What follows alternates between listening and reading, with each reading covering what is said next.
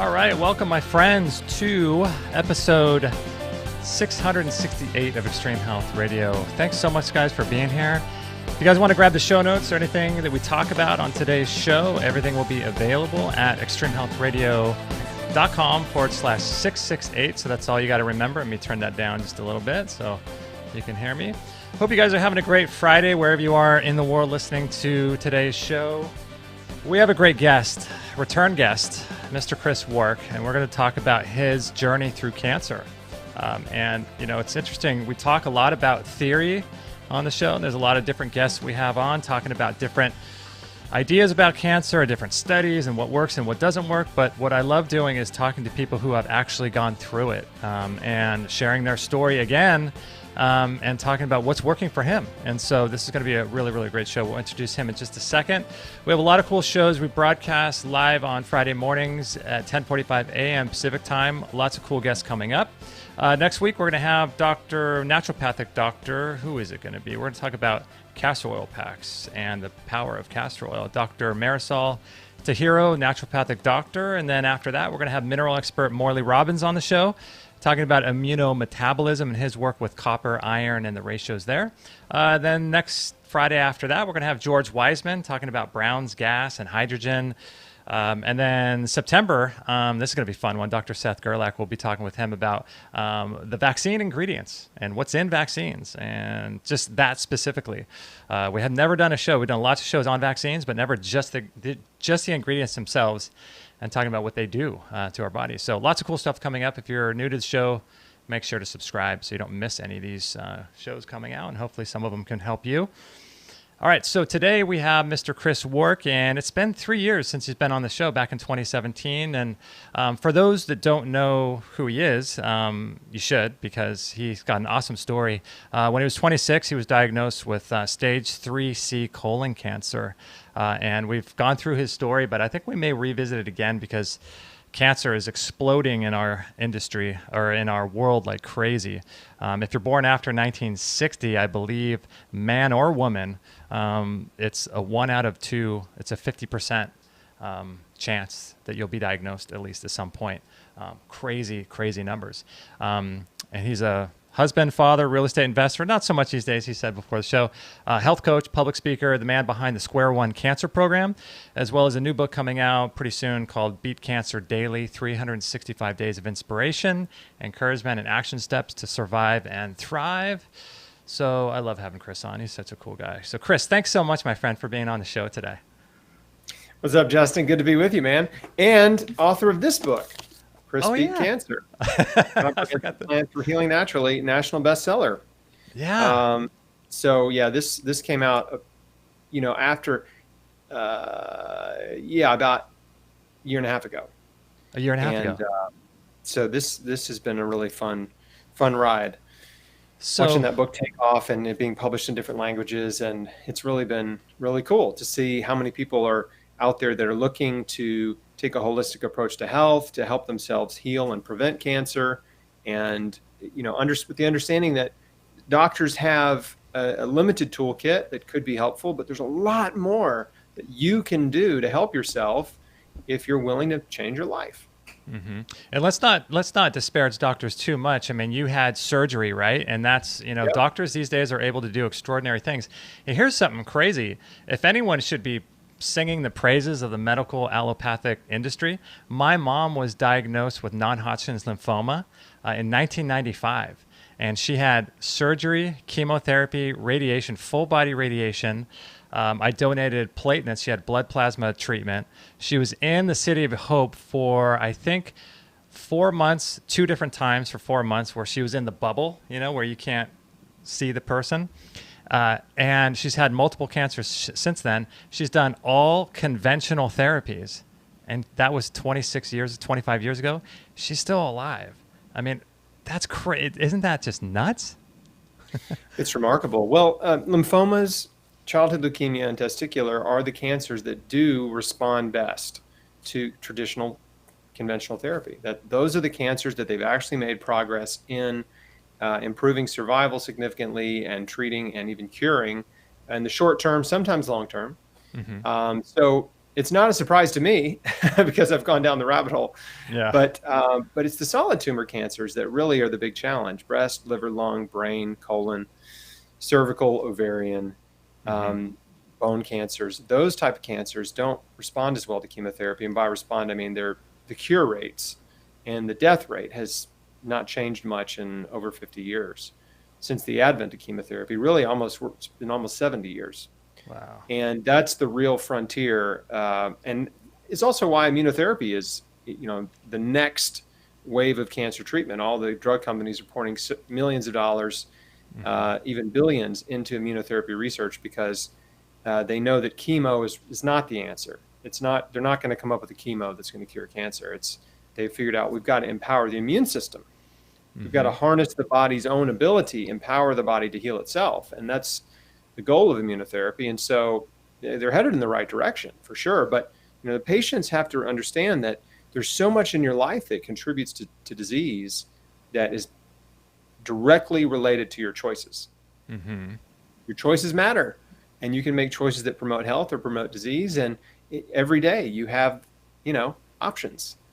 And unfortunately, a lot of cancer patients are just led to believe that they're victims of disease, that it's just bad luck or genetic. It's nothing in their life, none of their choices made any contribution to their current state. And so that leaves them basically in a state of desperation and hopelessness and completely dependent on a doctor to save them. And that's fine. In some cases, doctors do save them, but in many cases, they don't. And it's a real tragedy. And I consider it malpractice for a doctor to tell a patient there's nothing they did or nothing they can do, when we know that smoking is the number one cause of cancer, obesity is the number two cause. Obesity, number two cause of cancer. Wow. And this is not fat shaming, it's just a fact. And guess what? Obesity is something that you can change, right? Smoking is something you can change. You can stop smoking. Obesity is something you can change because you can change your diet, change your lifestyle and exercise. You can reduce and eliminate excess body fat with your daily choices. And what happens is you change your internal terrain. So when you're overweight or obese, your body is dealing with chronic inflammation and immunosuppression. And those are the two key factors that contribute to cancer growth: chronic inflammation and a suppressed immune system. And that's the condition that cancer cells thrive in, and a condition that can be reversed when you get back to a healthy body weight and you nourish your body with all of the amazing compounds, vitamins, minerals, enzymes, thousands of phytochemicals, phytonutrients in fruits and vegetables. Yeah, it's crazy. And I think you work with a lot of people in your Square One cancer program, but I imagine there's something really disempowering when it's really earth-shattering for them to get a diagnosis and then to realize, or to think at least, there's nothing I could do. What the doctor said is true. Right. And I'm a total victim and I have to follow their guiding steps. Fortunately, it seems like, with the growth of your work, it seems like a lot of people are then going back to the internet and saying, hey, what are my other alternatives? What are my other options? And that's sort of where they find you, right? Yeah, the natural health and wellness movement has always been a word of mouth movement. There's a ton of information online, but a lot of people find me through word of mouth because someone they know has seen one of my videos or been to my website or my Facebook page or something. And that's how they find me. And so it's amazing. I just happened to be I uploaded a new video to YouTube today, and I was just looking at stats, and we just crossed 13 million views on my YouTube channel. Oh my gosh. And it's hard to get your mind around, that. But I've been doing this for 10 years. So I was diagnosed in 2003 with stage 3 colon cancer. I had surgery, refused chemotherapy, went all raw, overdosed on nutrition, found an integrative oncologist and a naturopathic nutritionist, and built a little support team to help me survive and thrive. That's what I talk about in the book. My whole story's in here. And then about 6.5 years later, when I realized, okay, I did it, I made it. I prevented this recurrence that the doctors told me was basically an almost certainty. and I'm in the best shape of my life. I should share my story in some way. And so I started Chris Beat Cancer, the blog, and as a part-time passion. It's just, this is important to me. I know there's people out there that need some encouragement, need some hope, and need just some simple, practical steps that they can take to take back control of their health and help themselves heal. And again, it's, just because I said no to chemotherapy doesn't mean that no one else should do it. I've never told anyone not to do it. But I do talk about this a lot in the book and on the blog to help people understand the reality of the state of cancer treatment today, the pros and cons, the risks and the benefits, so they can make an informed decision. And a lot of folks, when they actually look at the reality of their situation, chemo doesn't offer them much hope. And that's when they decide to change their whole life and take steps that I took and so many others have taken to empower their body to heal, because cancer cells are your cells. And if tumors are spreading in your body, the main problem is your immune system. And so, like I said earlier, it's empowering your immune system to heal, to identify and eliminate cancer cells is really the goal. And nutrition does that in a beautiful way. Non-toxic, no side effects. You keep your hair. Right. And you feel great. Yeah, no, it's amazing. And I think that it's really helpful for people to know that there's people out there like you that aren't just talking about it like me. I've never gone through it, but to have people go through it so you can really sympathize with them. Isn't it crazy, that stat? I mean, I read that stat a while back. It was like, I think it was 1 out of every 3 women were going to be diagnosed and 1 out of every 2 men. But then I read after 1960, if you're born, it's a 50% across the board. I mean, the cancer rates seem to be going just nuts right now. It's crazy, huh? Yeah, there's been such an emphasis and so much money spent on treating cancer and not preventing it, that cancer rates have continued to skyrocket because our diet and lifestyle choices have just gotten progressively less and less healthy. If you compare a person living in 2020 to a person living in 1900, I mean, they have very little in common. Their daily routine is totally different. The type of work they do is different. The quality of the food they eat is completely different. And even their social relationships are different. Their stresses are completely different. In fact, we have way more stress today than folks in 1900. Because we've got all this news media coming at us 24/7. Our ancestors, they had no idea what was happening anywhere else in the world. I mean, they knew what was happening in their little community, and maybe a little bit beyond that if they had access to newspapers or something, but that was it. And so generally they had a much lower stress life. Now, they did have other things to worry about that we don't today, but the point is we're getting further and further away from living a life that is in harmony with nature. The food that we eat, the amount of sleep we get, the amount of stress we have in our life, and our daily routines, our daily activities. And so that's why cancer rates are exploding, not to mention the fact that we do have more pollutants, man-made chemical pollutants in the world than ever before, right? In the air, in the water we drink, in the food we eat, and even at work, because many, many Americans work in factories and where toxic gases are just a part of daily factory life. Ashes, soot, dust, dirt, chemical fumes. So, we, unfortunately, in an industrialized nation like the United States, we have subjected ourselves to a lot of toxic stuff, and it's pushing cancer rates up and up and up. And as I said earlier, obesity is the second leading cause of cancer, and America is one of the most obese countries. Like almost 40% of Americans are obese, and over 3/4 are overweight.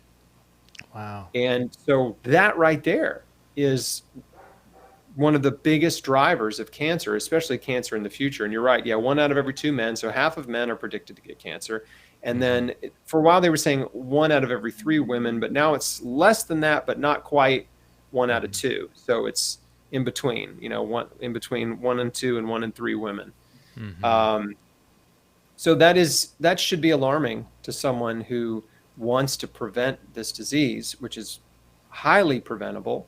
What we know is about 90% of cancers are caused by diet, lifestyle, and environmental factors. Right? Those three things cause 90% or more. Genetics is maybe 5%. So that's good news. It's good news that your choices can affect your future, that your choices can contribute to health or disease. Right. And you have the power to change the way you live your life if you choose to. You don't have to stay in the rut that you're in. A lot of us think that, we just don't realize that we can break out of a rut. We can break out of our sort of conditioned routine life that is stepping us closer and closer to disease every day. And you shared, I think, in one of your previous shows with us that, what your lifestyle and diet was like before your cancer diagnosis. And I feel like that probably just pretty standard, right? It's like probably the average of what most people deal with and live like. So share a little bit about what do you think contributed to yours? Because I'm guessing it's going to be right there in line with most people, that listen to this. Well, mine's a little unique because I wasn't a smoker and I wasn't overweight. Okay. So I'm actually an outlier, and I got colon cancer at a young age, which most people don't get colon cancer till they're in their 50s, 60s, 70s, 80s. Although it is one of the fastest growing cancers in young adults in terms of rates. So colon cancer is largely a dietary cancer caused by a diet that's rich in animal products, meat and dairy. And of course, processed foods, fast food, junk food, all those chemical additives that they're putting in those foods. And I was definitely eating tons of those foods for, most of my life. My mom was into health, but, we still went to McDonald's and ate fast food and stuff like that in the 80s and 90s. But, the peanut butter you have to stir up. And she didn't really buy me the sugary cereals. Like, she was sort of compromised and get me cereals that were a little bit healthier than like Fruit Loops. Right. But generally speaking, I ate a lot of animal food. 3 times a day I'm eating animal food, right? Eggs for breakfast, eggs and bacon for breakfast, a turkey sandwich for lunch, and then dinner is chicken or beef or fish or whatever. So my generation, our generation, Justin, is the fast food generation, right? Fast food was not really a thing until the 80s. And then it just exploded. McDonald's, Burger King, Pizza Hut, Taco Bell, Arby's, Wendy's, Subway. What am I forgetting? There's so many, right? Like Whataburger. In-N-Out Burger. Just Kentucky Fried Chicken. Everywhere. All of these fast food chains just pop up. Just everywhere on all 4 corners of an intersection is like fast food. And Americans stopped eating at home as much as we used to. Once upon a time, and not even that long ago, 50 years ago, eating out was a special occasion, right? 90% of your meals or more were eaten at home, and if you went to a restaurant, it was a special occasion. It was once a week or something, or maybe a few times a month. But that changed in the 80s, and it became pretty much daily, right? We started eating food that other people prepared for us every day, and we had no idea how much sugar and salt and oils and additives and preservatives we're eating because we didn't make the food. And so anyway, so for my story, again, it's a bit of an anomaly because I had young adult colon cancer, but this is on the rise. And I was eating the standard American diet. I was having abdominal pain at 26 years old. After a series of doctor's appointments, they finally did a colonoscopy, which was super weird to do for a 26-year-old, but they kind of, they had done scans and stuff, and they're like, well, I don't know. We don't know. We'll just stick a camera up your butt, have a look around, and maybe we'll see something. And they did. There was a golf ball sized tumor in my colon. And so they said, look, we got to get this thing out of you and spread before it spreads and kills you. They did biopsy it before the surgery. It was confirmed to be cancer. I had surgery on December 30th, 2005. 3, Wow. 17 years ago almost. Yeah. And when I woke up, they said, it's worse than we thought. We thought you would be stage 2, which means surgery, and we send you home and you're all done. But it was stage 3C, which means, oh, whoops, it has spread to your lymph nodes already. Your cancer's on the move. Oh, wow. So you're going to need 9 to 12 months of chemotherapy to mop this up. Okay. And that, the funny parts of the story that were not funny at the time, but they are now, I'm sure, is the first meal that they served me in the hospital was a sloppy Joe. Oh my gosh. Right? The sloppy Joe. It's the menu item that you can't find at any restaurant because nobody likes sloppy Joes. Right. They're not good. They're crappy. They don't. The only place you can get sloppy Joes: summer camp, the military, maybe in a high school cafeteria, definitely in prison. Yeah.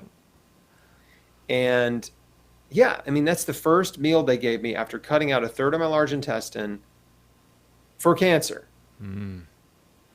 So that was an eye opener. I bet. And then the day I was told I could go home, my surgeon came in to check on me one last time. And I said, hey, is there any food I need to avoid? Because, instinctively I'm thinking, I don't want to screw this up. Like I don't want to be back in the hospital. I don't want to eat the wrong thing. Like, is hot sauce going to screw it up? Right. And he said, no, just don't lift anything heavier than a beer. Oh my gosh. So again, that was like red flag number 2. Right. And the wheels were turning and I'm thinking, wow, the medical industry doesn't really care about nutrition. Doesn't matter what I eat. They're going to serve me crappy. At that point, did you kind of had the inclination that maybe diet does have a role in this, but you just didn't know what at that point? Yeah. I mean, I worked at Wild Oats in college. Wild Oats got bought out by Whole Foods. Oh, okay. So I worked like at a healthy grocery because I had some buddies that worked there and it was kind of a cool place to work. So, I mean, like I knew about that there was a health food world, what I mean? Juicing, wheatgrass and organic food. Like I knew about it. I was aware of it. So I definitely understood that there was a difference between health food and junk food. I had friends growing up that were vegan. I had never been a vegan or a vegetarian. But so yeah, again, I didn't know this is what I did not know. I did not know that healthy eating that you could reverse cancer, that you could reverse and prevent chronic diseases with healthy eating. I didn't realize it was that powerful. Yeah. I just thought it was like, relatively better. Yeah. Right. It was like, it's better to eat healthy. You know what I'm saying? And you don't really know why, right? Yeah. Yeah. I'd never had any health problems. So it was like, I didn't have a motivation to eat healthy. As a young person, I was a beer and barbecue connoisseur basically, and a junk food connoisseur. Yeah. But Memphis is a huge barbecue town, and like I knew where all the hole in the wall barbecue joints were, like in the real bad parts of town, but the barbecue is amazing, that kind of thing. Yeah. And so I prided myself on that, on knowing where the best barbecue places were. So anyway, I got home from the hospital and, as I sobered up and was getting off the pain meds, and the gravity of my situation and the reality of I am about to be a full-fledged cancer patient, chemo patient, lose my hair, lose even more weight. I'm a thin guy anyway. And I was like, man, I started to envision like what I was going to become. Right. And for me, it was like, no, like, I don't want to do that. I don't understand how they're going to poison me back to health. And again, I knew very little. So like your mom's case, blood-based cancers and lymphomas and leukemias, actually they are able to kill those cancers with chemo pretty well, although not everyone lives. And sometimes the treatments are extremely severe and it feels like a miracle when someone comes out on the other side.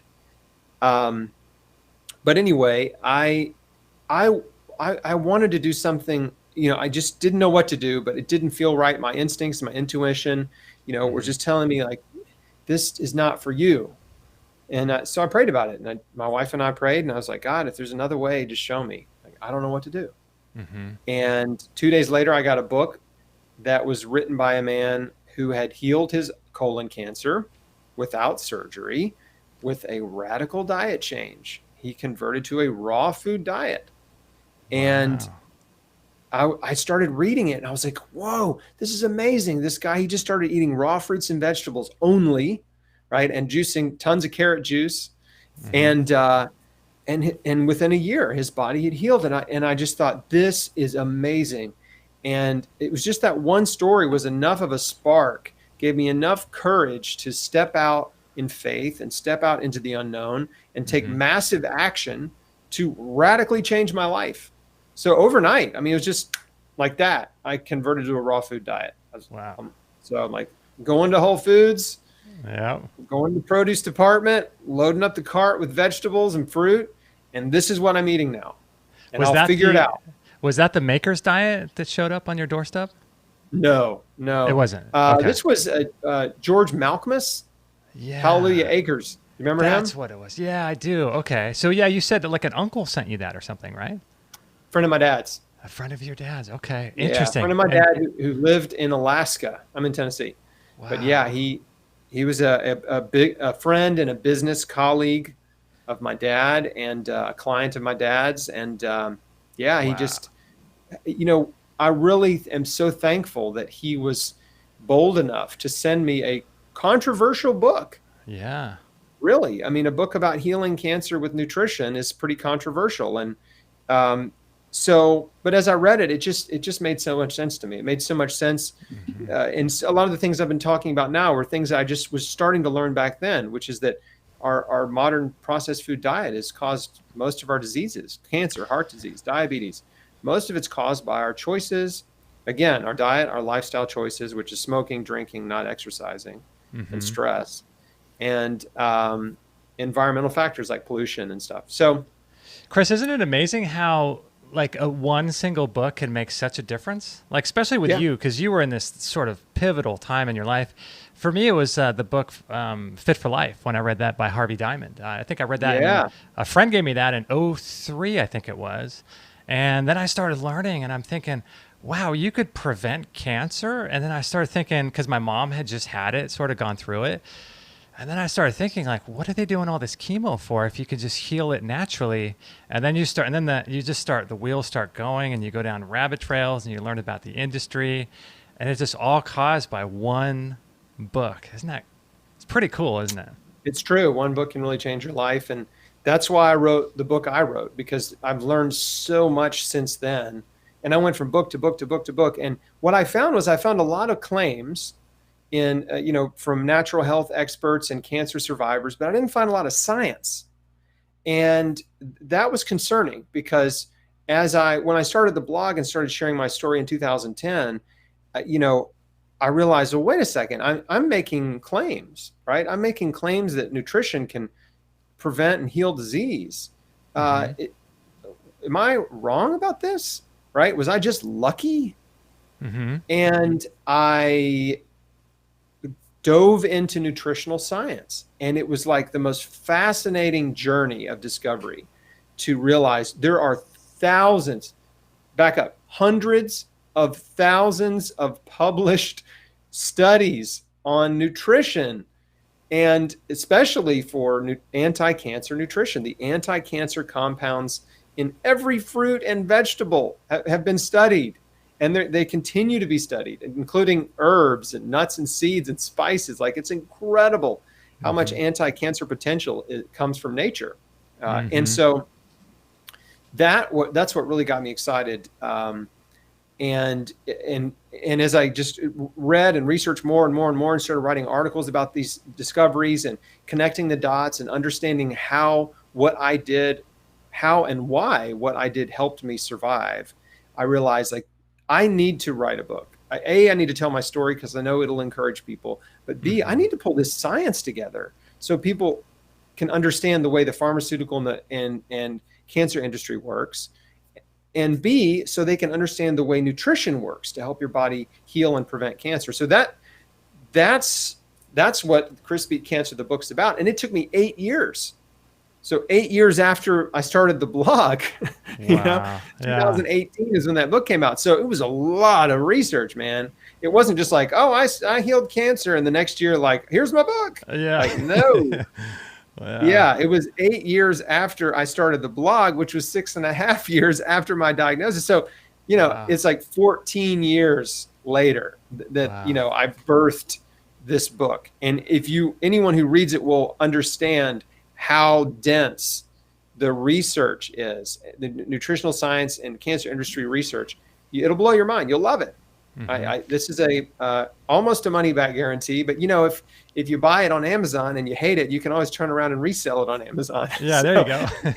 Get most of your money back, if not all of it. So anyway, so I think this would be sorry, Chris. This would be a really great time to take a little break right now. I hope you guys are enjoying the show with Chris. His website, chrisbeatcancer.com. Make sure to go over there. He's got a Square One cancer program that I'll share with you later as well, and it's just really good. There's a verse in the Bible that I always quote, and it's so true. It says, I think it's in the Old Testament. Chris might know what it is. It says, "My people perish for a lack of knowledge." And when people have very little knowledge, their fear just goes through the roof. And when people are fearful, they're more easily controlled. And that's what the medical industry uses to get people to bite and take, chemotherapy, radiation, surgery. It's all through fear.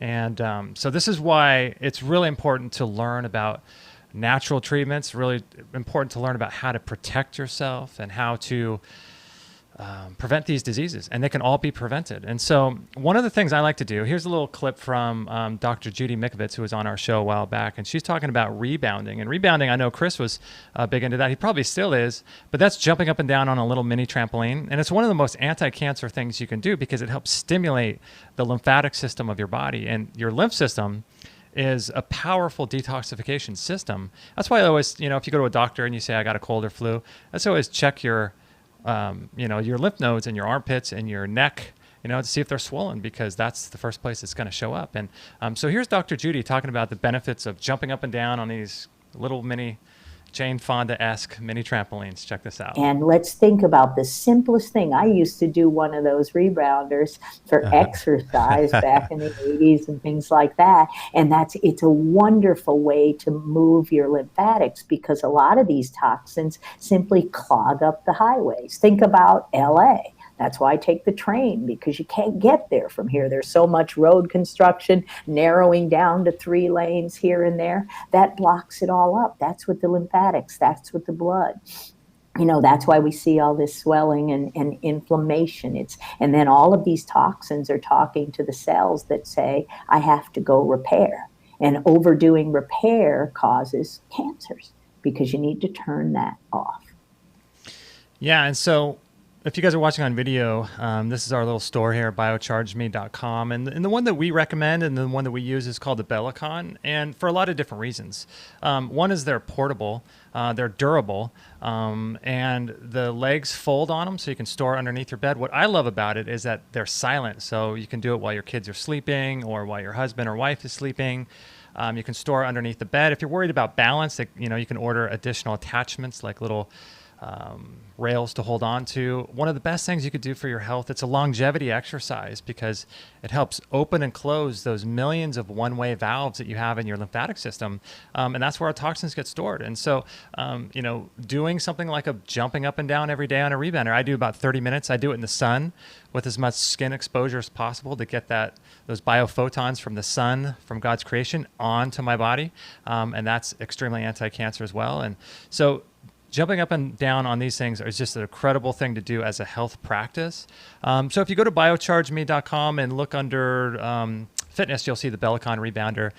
Go get one for yourself and start making it a part of your life. It's really, really an important exercise. I do work out in the gym. I love surfing. I love hiking. but something I don't mess around with is jumping up and down. It sounds crazy. It sounds weird, but it's really an awesome exercise to do.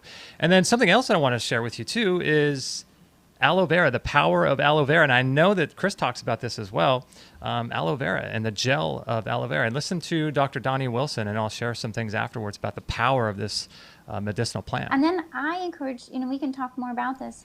What do I do to help people speed up the healing of leaky gut? I mean, you mentioned aloe before, and that is one of the herbs that I definitely recommend, using for helping to heal leaky gut. You want to use herbs that are anti-inflammatory and soothing and healing to the intestinal lining. So aloe is a great one. So that's Dr. Donnie Wilson. Forget what episode that was, but we're talking mostly about leaky gut. But aloe vera is incredible. And, if I were to recommend an aloe vera, would be something that you grow yourself and you have control over the soil and what you're feeding it, and growing it yourself is always the most powerful. But unfortunately, we live in such a crazy, busy society today that sometimes it's not always, efficacious to grow it yourself. So aloe vera, there's over 75 different compounds, active compounds, everything from vitamins, minerals, enzymes, amino acids. There's weird stuff like ormus. We did a whole show on ormus years ago. This we won't get into it now, but it's got unique sugars like polysaccharides, lignans. It helps to accelerate wound and gut healing. And it's antibacterial, antifungal, and antiviral, if we can say that. Is that word allowed anymore, antiviral? I don't know, especially in today's weird world. But it's got something called ace-mannan in it, which is an immune stimulator, and it's antiviral. It induces macrophages in your body to produce something called interferon and tumor necrosis factor A. Now, we can't really say that it does anything. We can't make claims. But it's an amazing, amazing substance to take every day, not just for gut health, but to prevent disease. It should be a part of everyone's, a staple of their diet. Now, Stockton Aloe One is better than the stuff you see in the stores. It's raw, it's hand-harvested, unfiltered, unprocessed, unheated. There's no preservatives, chemicals, and they ship it almost immediately after harvesting it, and they ship it frozen. So it's really an awesome therapeutic. You can do 24 ounces a day or 1 to 8 ounces a day just as a daily tonic. It's incredible stuff. And I highly recommend getting some for you and your family and just dosing this every single day. Aloe vera. So if you guys are watching on YouTube or Facebook, there should be links down in the description below for the Bellicon Rebounder as well as the aloe vera. And this is sort of how we keep the show free, right? Because these are great products we take ourselves. So it's a win-win-win. I love supporting good people, doing great things, and I love offering good products to you and offering these shows to you for free as well. So getting on an anti-cancer lifestyle program is key, especially in today's world with 5G, EMF, and all this crazy stuff going on. So check those out, aloe vera and the Bellicon Rebounders, for something that you can start adding into your life on a daily basis.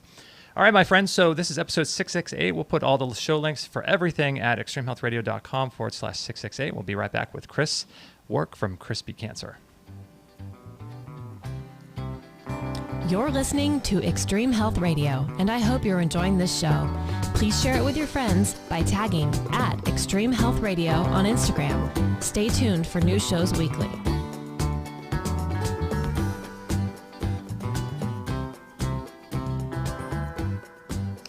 Yeah, my friends, so as long as they allow us to have the platforms that we do for people like Chris and I, it's important to follow us. Follow people you like and stay inspired with people, and make sure to sign up to people's newsletter list, because the censorship these days is absolutely crazy. You guys see what's going on, and people like Del Bigtree, London Real, all kinds of major platforms are just being completely taken down.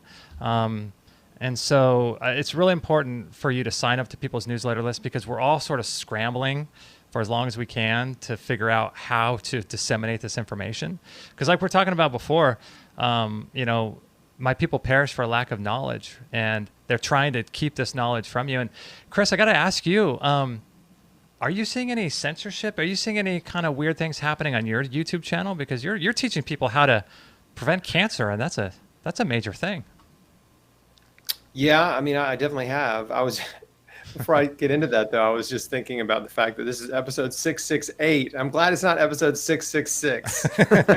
I know, right? Not that I'm superstitious. Did you skip over that number, or did you actually have a guest? No, we had Dr. Stephen Baker on. He does a vaccine thing. And I said, you know what? Okay. We're just going to just do it. So I'm glad it wasn't you. Go with it. So anyway, yeah, I am getting tongue-tied. The censorship issue is a real problem for natural health and wellness folks like myself. And a couple of years ago, I guess, or it might have been last year, I had my YouTube channel was demonetized because someone wrote an article, saying that influencers were telling, sending patients on wild goose chases after quack therapies, right?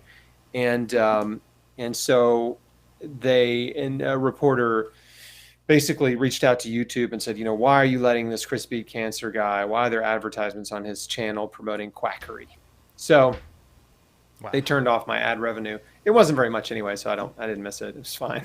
Yeah. But it was concerning, and so we back up all of our videos off of YouTube onto other sites. Mm-hmm. We have multiple redundancies. So if something ever happened where YouTube said, well, we don't like your videos anymore, and we don't like your channel or what you're promoting, even though I've interviewed tons of medical doctors and PhD researchers. So it's not just me spouting off a bunch of, wild theories. I mean, I'm talking to medical professionals, professional scientists and researchers. And also I've interviewed lots and lots of people who have remarkable healing stories. And so we share those cancer healing stories, lupus, autoimmune disease. I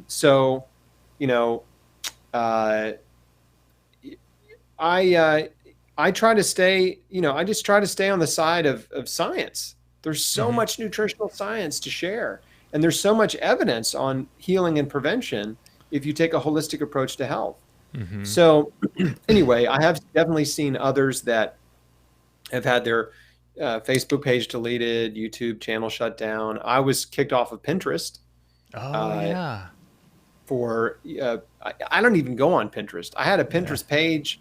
I never even posted on it. I don't even, whatever. It's like one of those things that I set up and we just never did anything with it. But all of a sudden I got an email saying that I was in violation of their guidelines. I'm like, wow. Okay. I have no idea how many followers the page had. I mean, I never, ever looked at it. But again, it was one of those things that was concerning. And I get it. Look, everyone thinks they have a right to free speech, and you do, but you don't have a right to free speech on someone else's software, right? Facebook can decide who's allowed and who isn't. Pinterest can decide. I'm not going to be mad at them about it. Do I like it? Of course not. But it's like, hey, it's their company. It's their platform, right? They make the rules. So, but it is a reality that there's censorship going on, and especially a lot of it around the COVID and the vaccine stuff and all that. So, I just do my best to encourage patients and give them hope and clear action steps that are evidence-based. And again, we don't tell people not to do treatment. That's probably the biggest thing that I've been accused of that's just false, is that I'm telling patients not to do chemo.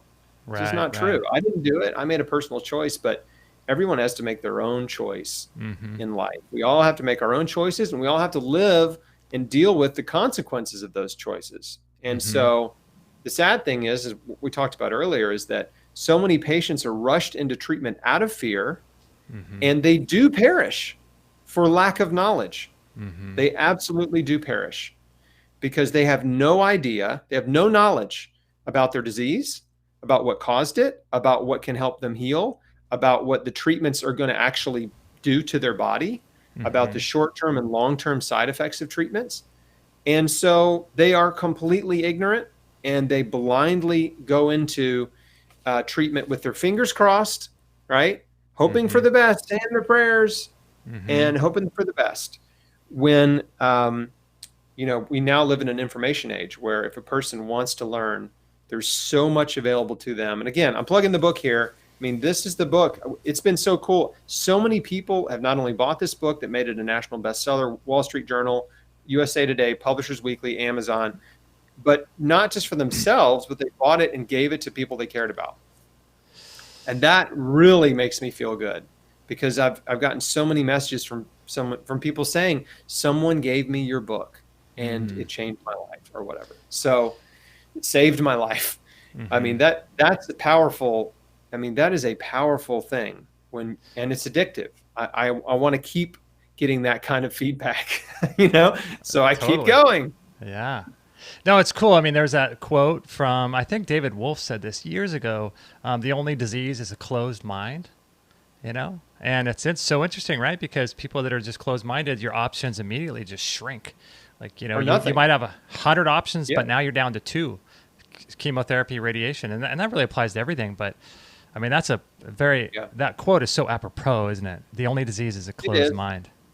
It is. And, my mission again is to educate people. If they want to prevent cancer, there's a lot of things you can do now.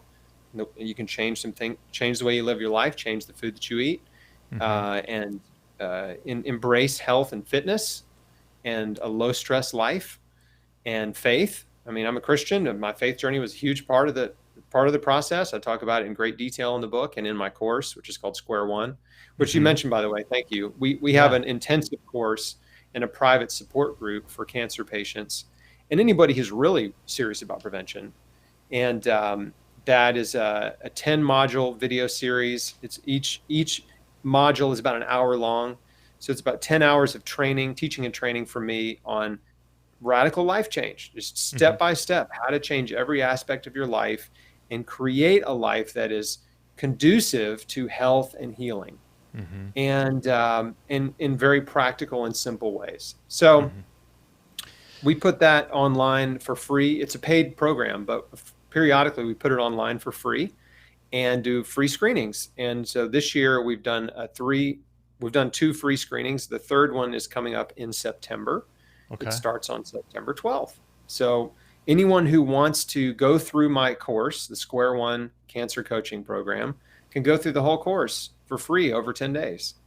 And this is kind of cool. Earlier this year, we crossed a milestone.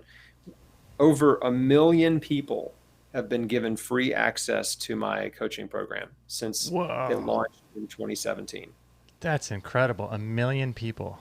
Yeah. Over 1 million people have opted in to watch it, watch some of it or all of it, or whatever. And so we just continue to do it. It's a small percentage of them buy the course and they join our private community because they want to go through it again and again and are really serious about changing their life and want that extra support and all that. But, at the end of the day, I started this to freely share what I've learned, right? To give back what I've been given. And so that's one of the ways I do it.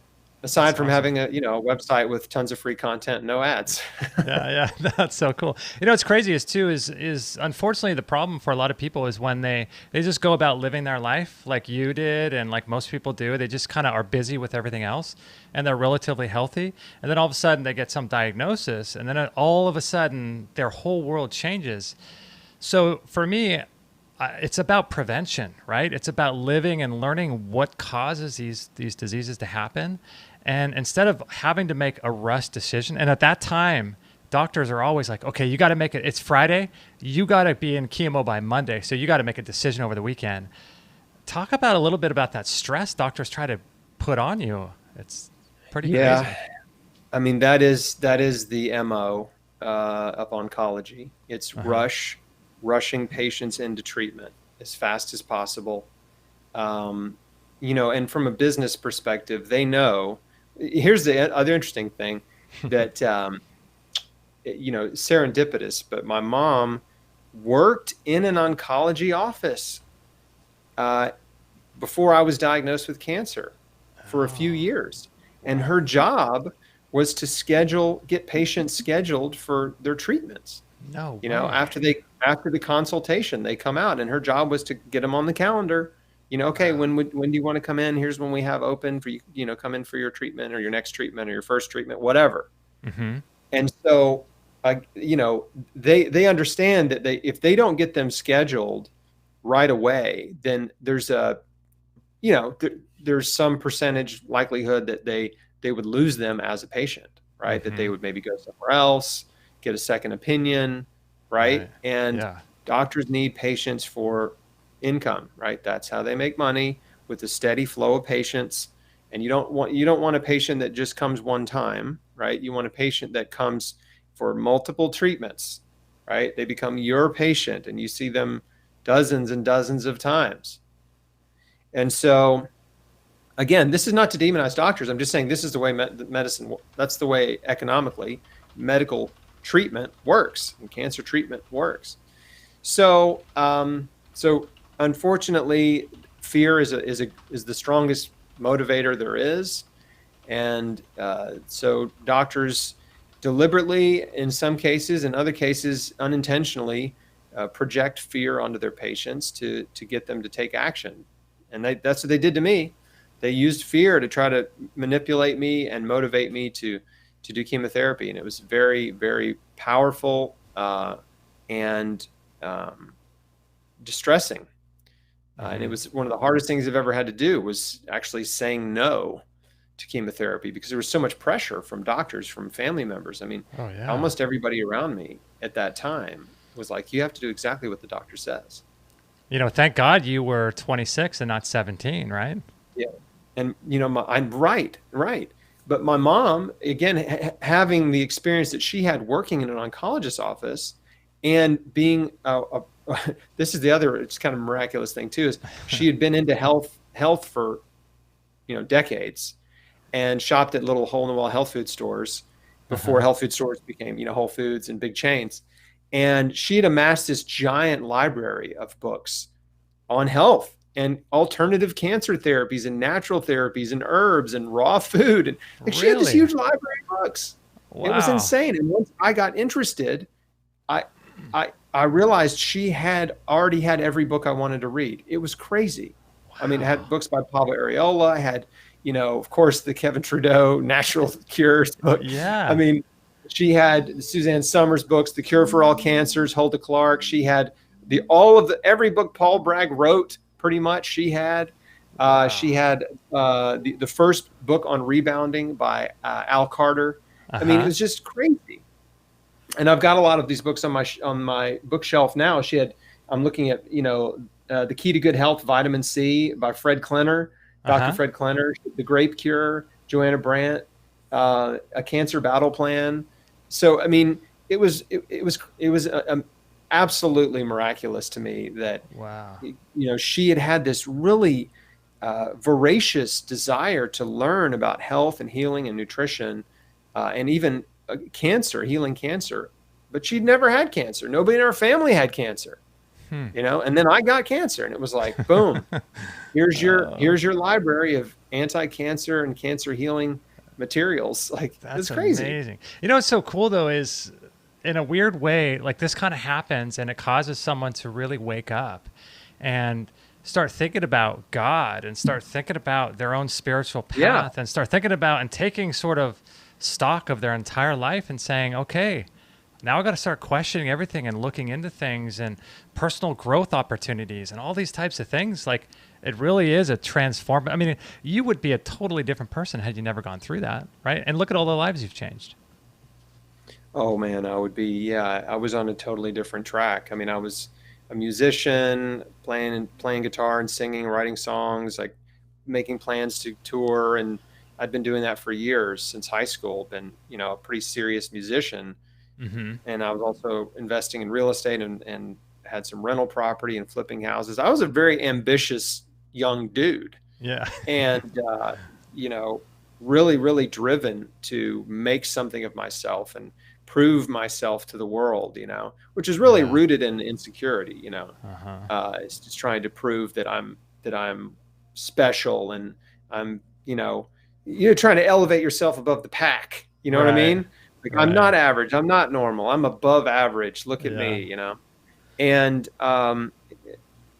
so, that was part of that was just kind of how I was. And I was also very, like I said, insecure, but, emotionally, even though I was a believer and a Christian, I was really working hard to live a good life, to be moral and honor God with my choices.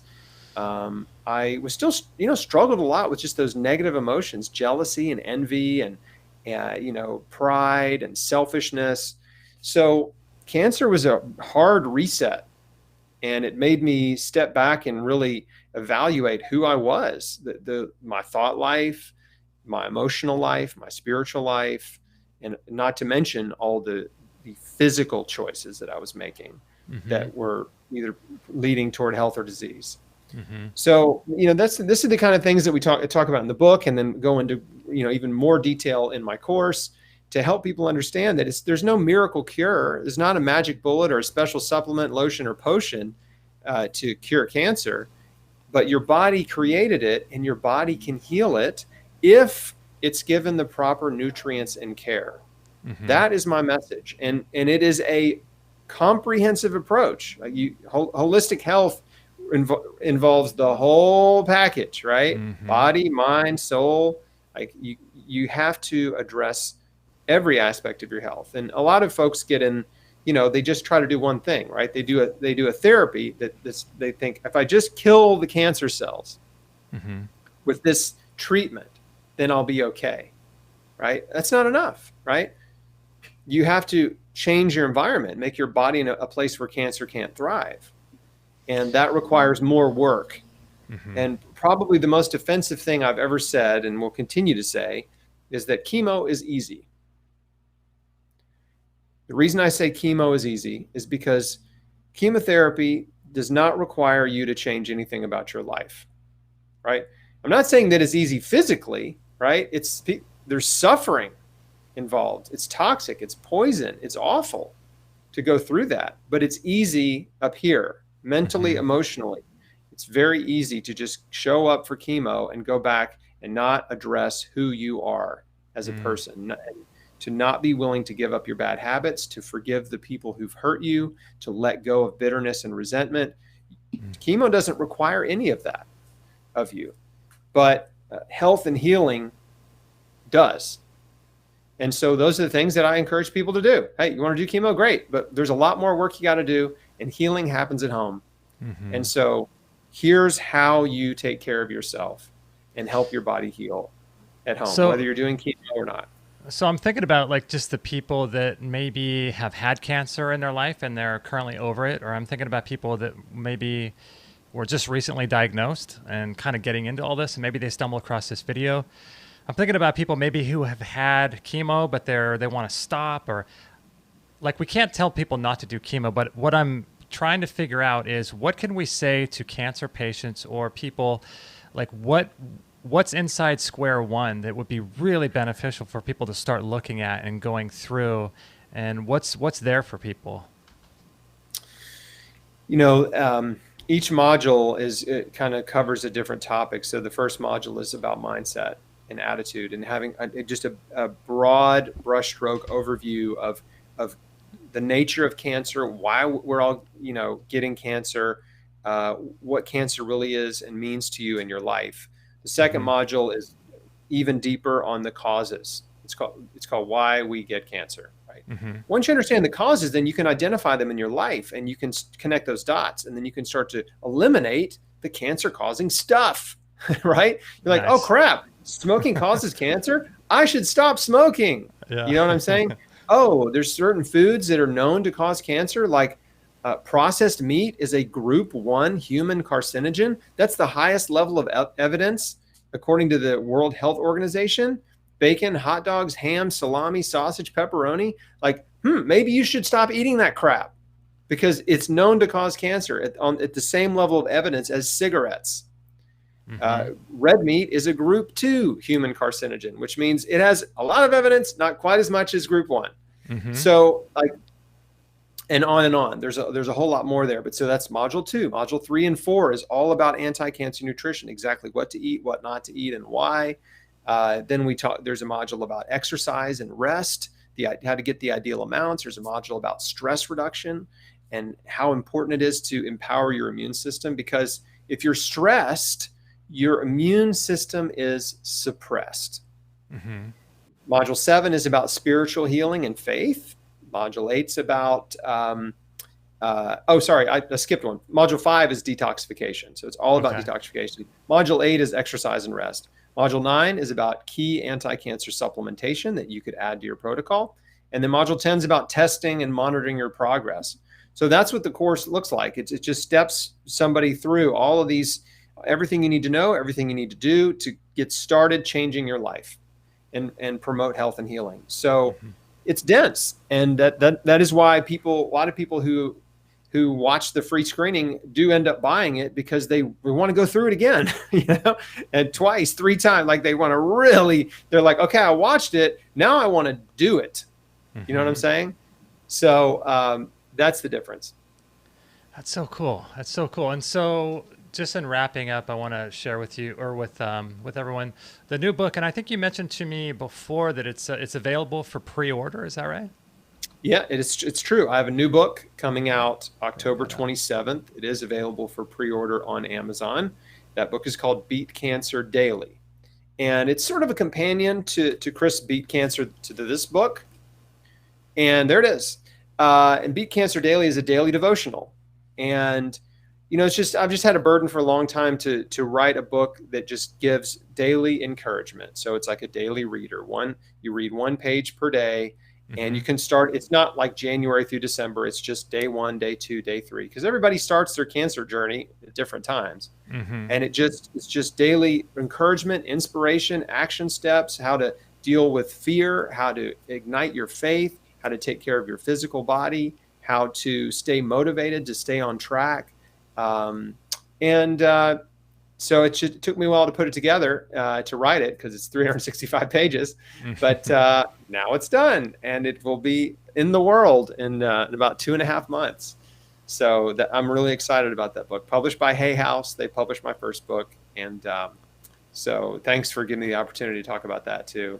Yeah, no worries. That's so great. That's so great. And I just keep going back to that verse, my people perish for lack of knowledge. And for me, it's about giving people options, and letting people know that other options exist. And not only that, but there's people who have used exclusively other options to get to the same point of healing as someone who did a chemotherapy radiation.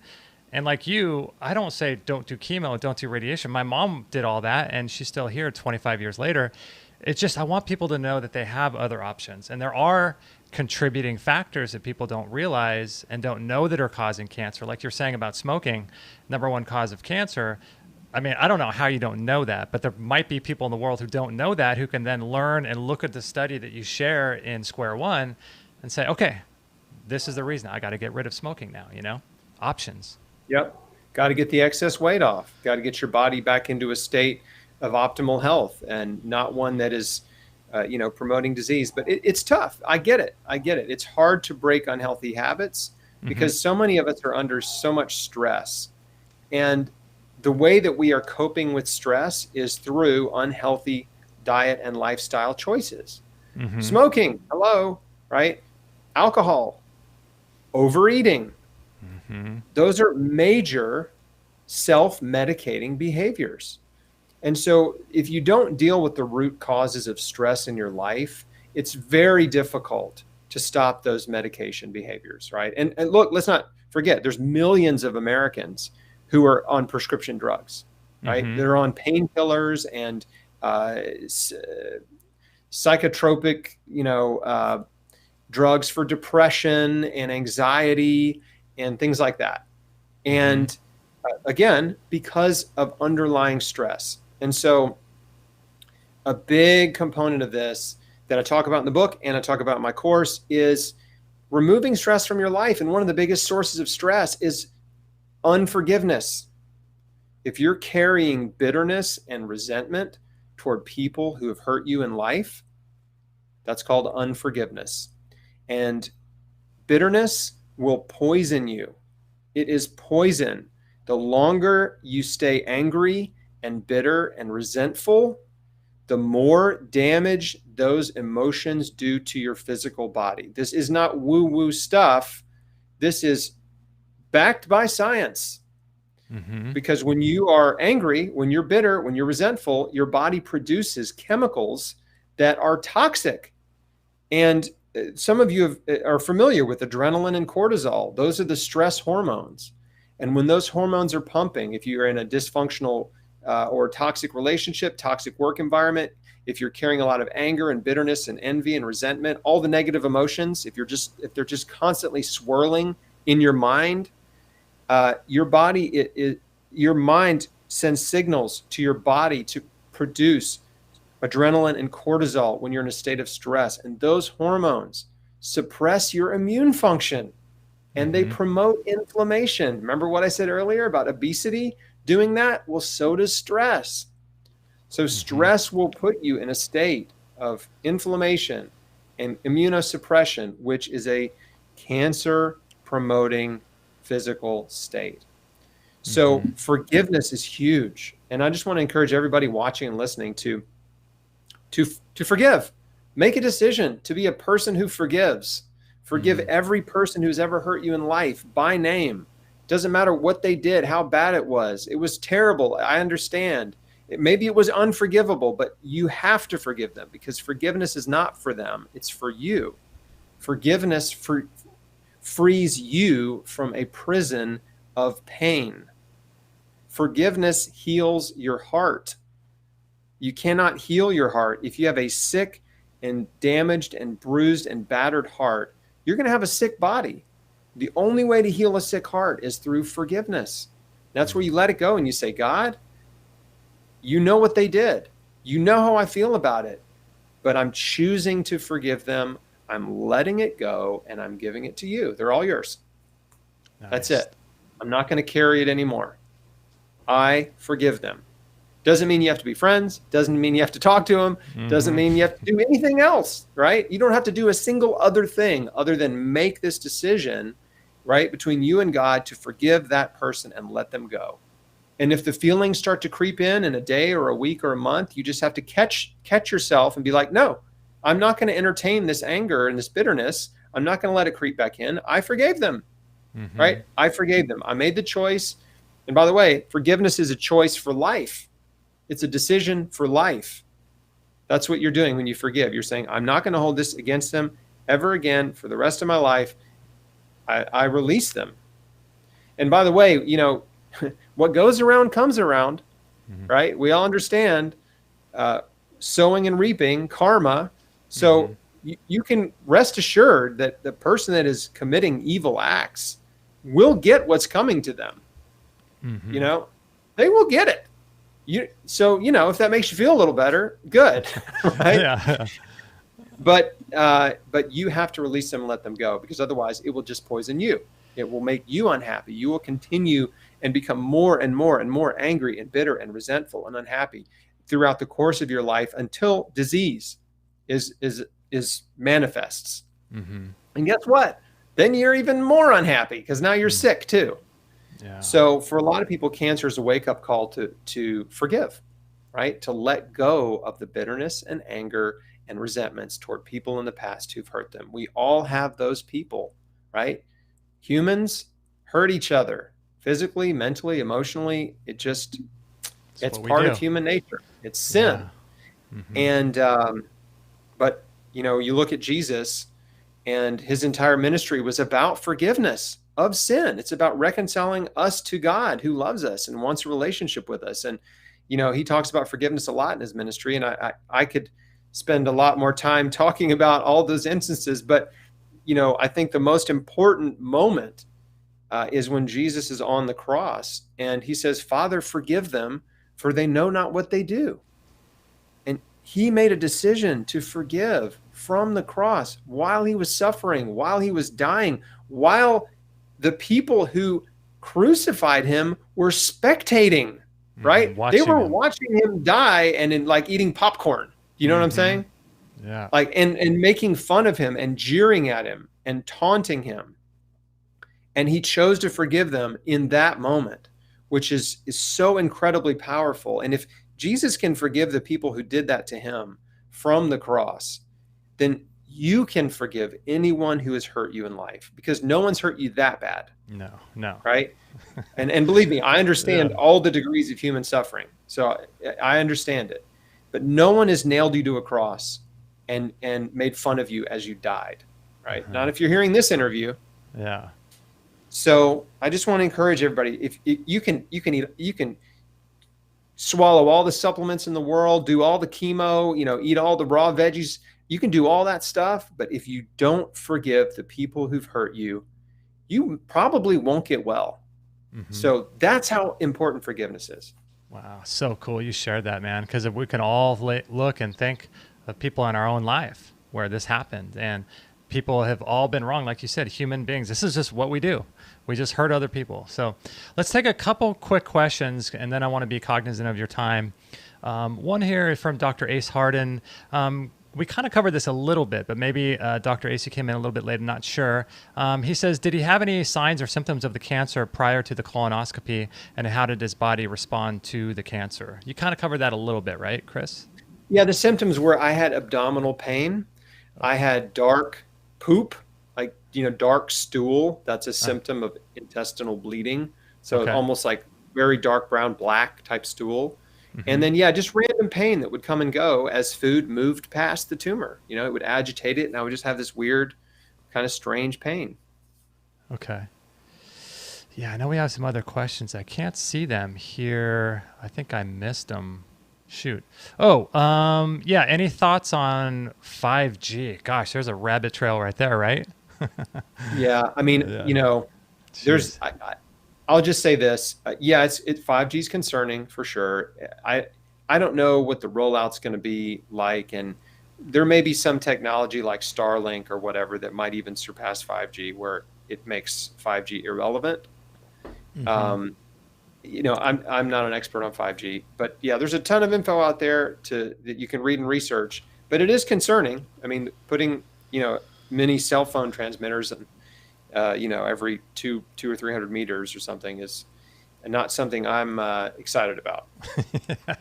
Yeah. Okay, one final question. We got a few others here, but we'll just leave it on this. I'm sure you've done some research on this, as have I, and a lot of people talk about this, microwaves. I know you don't use them, but what are your thoughts? Have you seen any studies? What are you looking at in terms of that and cancer? I don't look at them. I have a little bit of a different opinion. When I was trying to get well, I had read some things that said, don't use a microwave. It's a bad way to cook food. And so we got rid of our microwave. So we haven't had a microwave in our house since 2004. Oh, wow. I mean, well, it's technically not true. Our second house had a built-in microwave that was there, already, but we never used it. In our house now, there's no microwave. Okay. So, but anyway, we just, it's just a crappy way to cook food. Whether or not it's really doing any molecular harm to food, as some people claim, I'm not entirely convinced that it's really damaging food and making it toxic in some weird way. And it may be, but, look, I'm just not that impatient. Like I don't mind heating up some food on the stove and taking a few minutes to do it. I don't need my food heated in 20 seconds. Like, I'm not that impatient. So there's one thing that cancer taught me, it was patience. And I just have no use. We have no use for a microwave. No one needs one. You don't need it. It's one of those convenience, one of those like convenience products like that is unnecessary to health and happiness. Totally. No, I hear you. Well, Chris, awesome. So do you have anything? I know you've spoken before at The Truth About Cancer. You do all kinds of speaking engagements and stuff. Do you have anything coming up this year, or do you want to tell people about that you're working on or anything? Nothing this year, man. Yeah, right. That's true. The 2020 is canceled. Yeah. Everything got canceled this year. So the biggest two things for me this year are the things we've already talked about, which is the free screening of my Square One cancer coaching program, which again starts September 12th. And I guess you could probably link to it or whatever in the show notes. And then the release of my next book, October 27th, Beat Cancer Daily. So, but I don't have any speaking gigs. I mean, I'll be doing more interviews and things online and podcasts and radio and stuff like that. But no real travel plans. And we'll just see how, hopefully things change this fall and 2021 is back to normal. I really do hope that's the case. I hope that, that COVID just kind of, my personal opinion is that it needs to run its course. I have very little confidence that a vaccine will solve this problem. And that, like most viruses, right, they just need to run their course. And of course, I don't want anybody to die unnecessarily, but in order for the population to be healthy, you need a lot of young and healthy people to contract the virus and get over it and create herd immunity. So I'm not real confident that a vaccine is going to really produce long-term herd immunity as much as just human exposure. When you're the cool thing about the immune system, and there's a brand new study that I shared on my Facebook page yesterday or the day before, is that they're now saying, oh, it looks like people who get COVID do have sufficient long-term immunity. And there's two reasons why. Because your B cells, which produce antibodies, remember, right? Once your body interacts with the virus and produces antibodies, then your B cells have a memory. And if you're ever exposed to that virus again, your B cells will produce more antibodies to destroy that virus in your body. And then the second thing that happens is your T cells, which their job is to kill infected cells. So, you got a virus that's floating around that antibodies kill, and then you've got cells that become infected with the virus that your T cells kill. And your T cells also have memory. So your immune system remembers, it doesn't forget. And so that's just good news. That's something that in this sea of bad news that the media is constantly spreading, fear and paranoia, there's actually good news in there. And I just try to do my best to share that good news with people, to alleviate their fear, because a state of fear is a state of immunosuppression, right? You're more vulnerable to cancer and COVID and everything else when you're in a state of chronic fear. That's not good for you. No. So anyway, having said all that, it's got to run its course, and I really do hope that it runs its course quickly and we can all get past it, and it will just be remember how crazy 2020 was? Yeah. Kind of a, blip in human history. I hope so. Well, I'm going to bring up your website because I want people to know you got a lot going on here. And I want people to know that you do interviews as well, and you talk to a lot of people. Now, are your interviews, do you have those on iTunes, or are they in podcasts, or just strictly on YouTube? They're both. Yeah. They're cool. all on the website. They're all on YouTube. In video format, and then they're all in audio format on the Chris Beat Cancer podcast, which is in iTunes and on Spotify. Nice. So pretty much everything, and then we'll cut them up into smaller clips and share those on Facebook and Instagram, bite-sized clips, and folks can get a little taste. And if they want to watch the whole interview, then they can click through and watch. So that's cool. There's, as you can see, there's wonderful survivor stories in there. There's a lot of doctors and researchers, medical doctors, PhD researchers, and scientists that I've interviewed who are experts in the field of cancer nutrition and healing and research. It's cool. Today I posted an brand new interview with Dr. Wahid Talib, who is a professor of cancer biology in Amman, Jordan. And he's published some remarkable studies. I mean, just incredible studies on curcumin, melatonin, lemon, garlic, resveratrol. They did a study comparing the anti-cancer effects of various herbal teas to see which herbal teas were the most potent against cancer. Interestingly, they found that thyme was a pretty powerful herbal tea in terms of anti-cancer effects. And then also, of course, like a lemon and ginger, which is no surprise there. Right. He did a study with using lemon garlic extract, and they reversed 80% of tumors in mice with breast cancer tumors. 80% of them tumor-free, just giving them an extract of lemon and garlic. Wow. And I've wrote an article about it on my site, and I've also interviewed this scientist, and we posted it today. Wow. So all kinds of cool stuff on there. That's cool, man. I'm so glad you're doing the work that you're doing and sharing this information. And so the website is chrisbeatcancer.com, and I encourage people to join your newsletter list so they can keep up to date with all this stuff. And that way, if he gets completely deplatformed, you still can get your emails. Hopefully, who knows how that will go. But dude, thanks so much, man, for being on and for all your work. I really appreciate it. And thanks for your time today, man. Thanks, Justin. You're awesome, dude. You're doing great work too. And glad to be on the same team with you and helping reach more people and encourage them and let them know that their choices matter, that you have options, that you can change your life and change your health.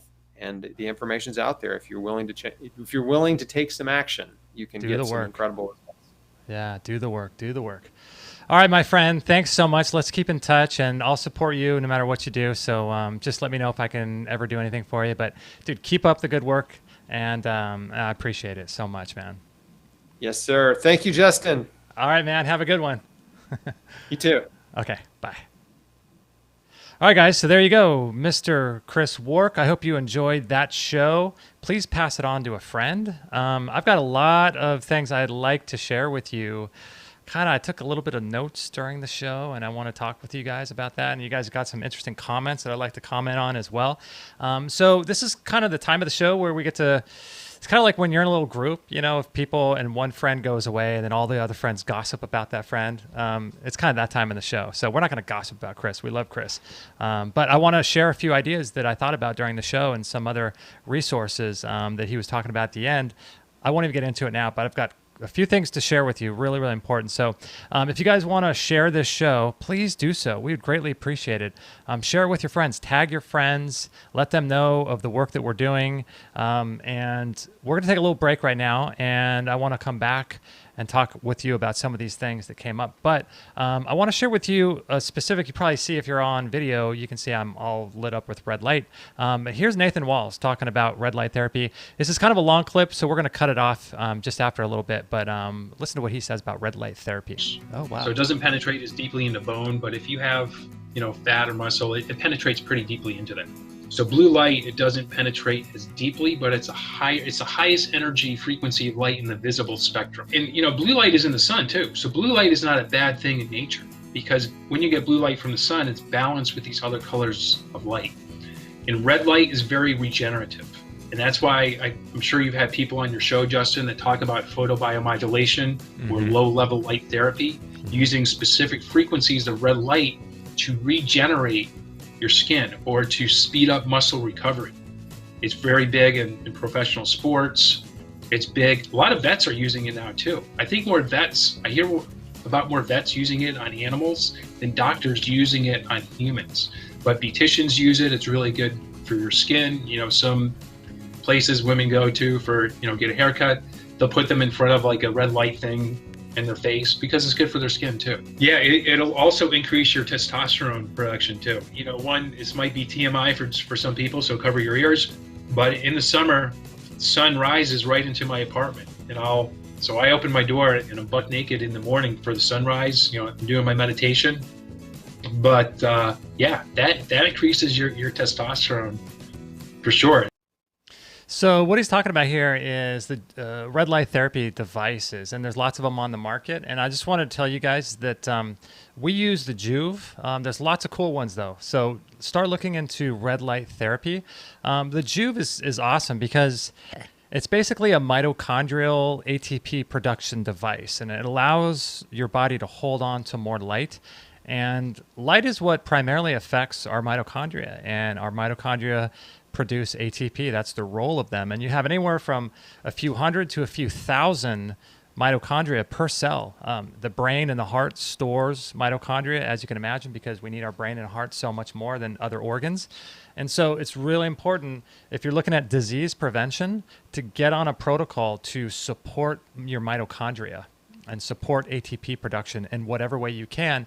And it turns out that light is one of the most impactful things for that electron transport chain in complex 5 of your mitochondria to be able to create mitochondria, or ATP, I should say. So what's really great about this thing is that it helps to, like if you get in the sun too long and you're sunburn. It's really great for acne, for collagen production, for muscle recovery, scars and wrinkles, anything, stretch marks, things like that, wound healing, anti-aging. So my protocol is I do 10 minutes a day. That's all you need, 10 minutes a day, and I expose my whole entire body to this red light therapy. And the Joovv have lots of different combinations. So they've got traveling devices you can take with you and just do it on your face. And it's a way to combat all of this blue light toxicity that we're exposed to. And we store and accumulate this blue light in the same way that we do toxins. So having a way to mitigate that is really key to block the blue light from your eyes and to be able to bring in some of the more healing aspects of red light therapy. And so this is why I'm such a big fan of the Joovv. And if you go to biochargeme.com, you'll find links to it. If you're watching on YouTube or Facebook, there's links down below. There's links everywhere on the website for the Joovv red light therapy device. Check it out and bring one into your home and start doing 10 minutes a day at least. You can do more. You can do 10, you can do 20, 30, 40 minutes a day. It is kind of a lot to stand in front of for that long, but it's really, really key. Really, really key. So check that out. And this other device here I want to show you, or this other clip, I should say, is from Dr. William Pollack, where we talked about PEMF devices and magnetics and how magnetism affects the electron transport chain of our mitochondria and increases energy and stuff like that. And so here, check this out from Dr. William Pollack. The body, or for the body. Okay.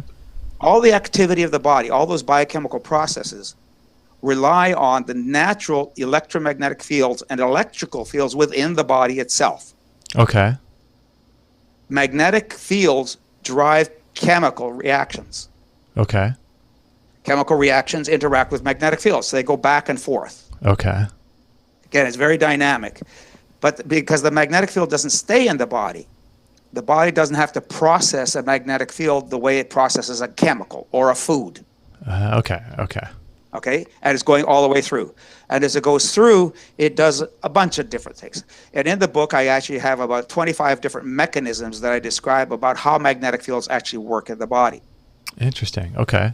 But the primary mechanism we believe that's happening is that you're generating charge, you're generating energy, the production of energy in the tissues. And remember I said electric currents and magnetic fields in the body itself drive and move all sorts of processes continually. Okay. And when you have disease, when you have illness, when things are not functioning as well as you want, and including aging, the slowing down of activity in the body, that is due to a decreasing energy production processes in the body. That's what aging is. It's the reduction of energy in the body.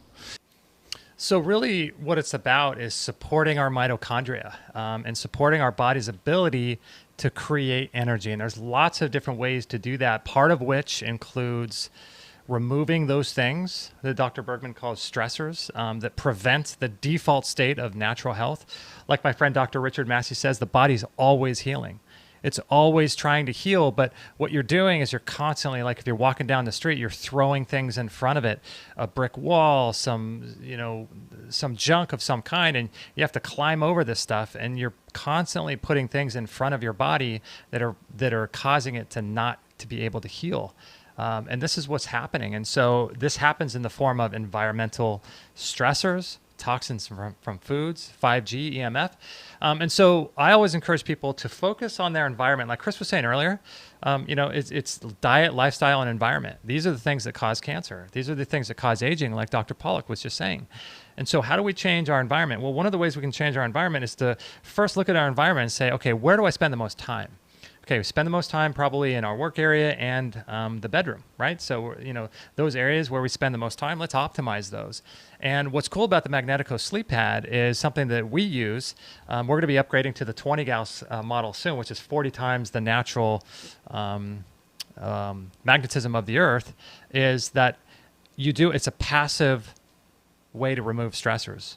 Right? You put it on your bed and you sleep, and you don't even have to do anything. You go to sleep on that same bed anyway, but this time you're bathing your body in a magnetic field, a static magnetic field, and it's an incredible way to help your body allow to be in that magnetic field, which is being taken away from us. The amount of magnetism, the magnetic field of the Earth is weakened by over 80% in the last 4,000 years, which is crazy, right?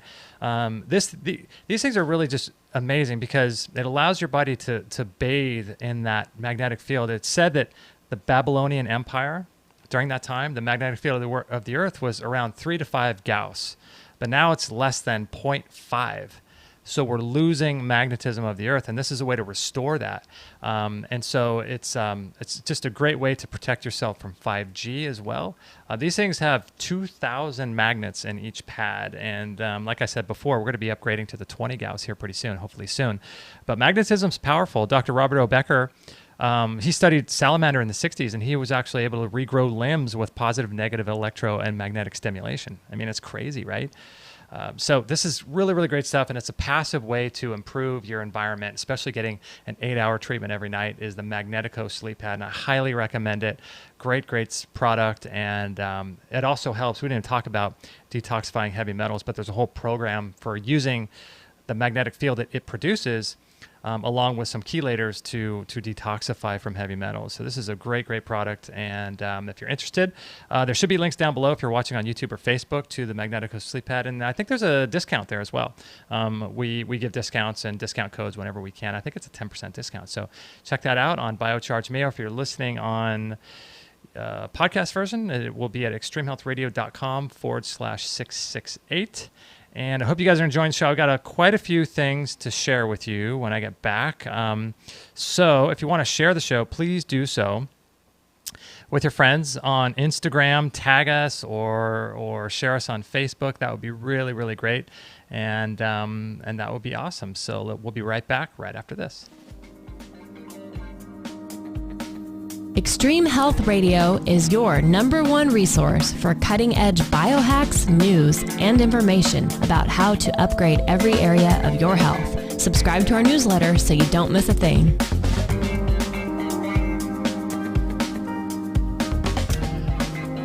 Yeah, so if you are wanting to stay up to date with our stuff, we can't guarantee, like we're talking about before, where we're going to be. You know, is YouTube going to exist in a year from now? Is Facebook going to exist in a year from now? We don't know. I have no idea what's going to happen over time. So sign up to our newsletter, and there's a little bonus there after you join that I can't really talk about, but you'll be presented with it when you sign up. And it's just, I'm glad to offer that for you. So I don't even want to say what it is, but just join our newsletter, extremehealthradio.com/subscribe, and we'll let you know when we do live shows like this. And we'll let you know of our past shows, our upcoming guests, all kinds of cool stuff, and any promotions if there's sales on products and stuff like that too. We'll let you know about that as well. But yeah, so if you guys want to share the show, it is extremehealthradio.com/668.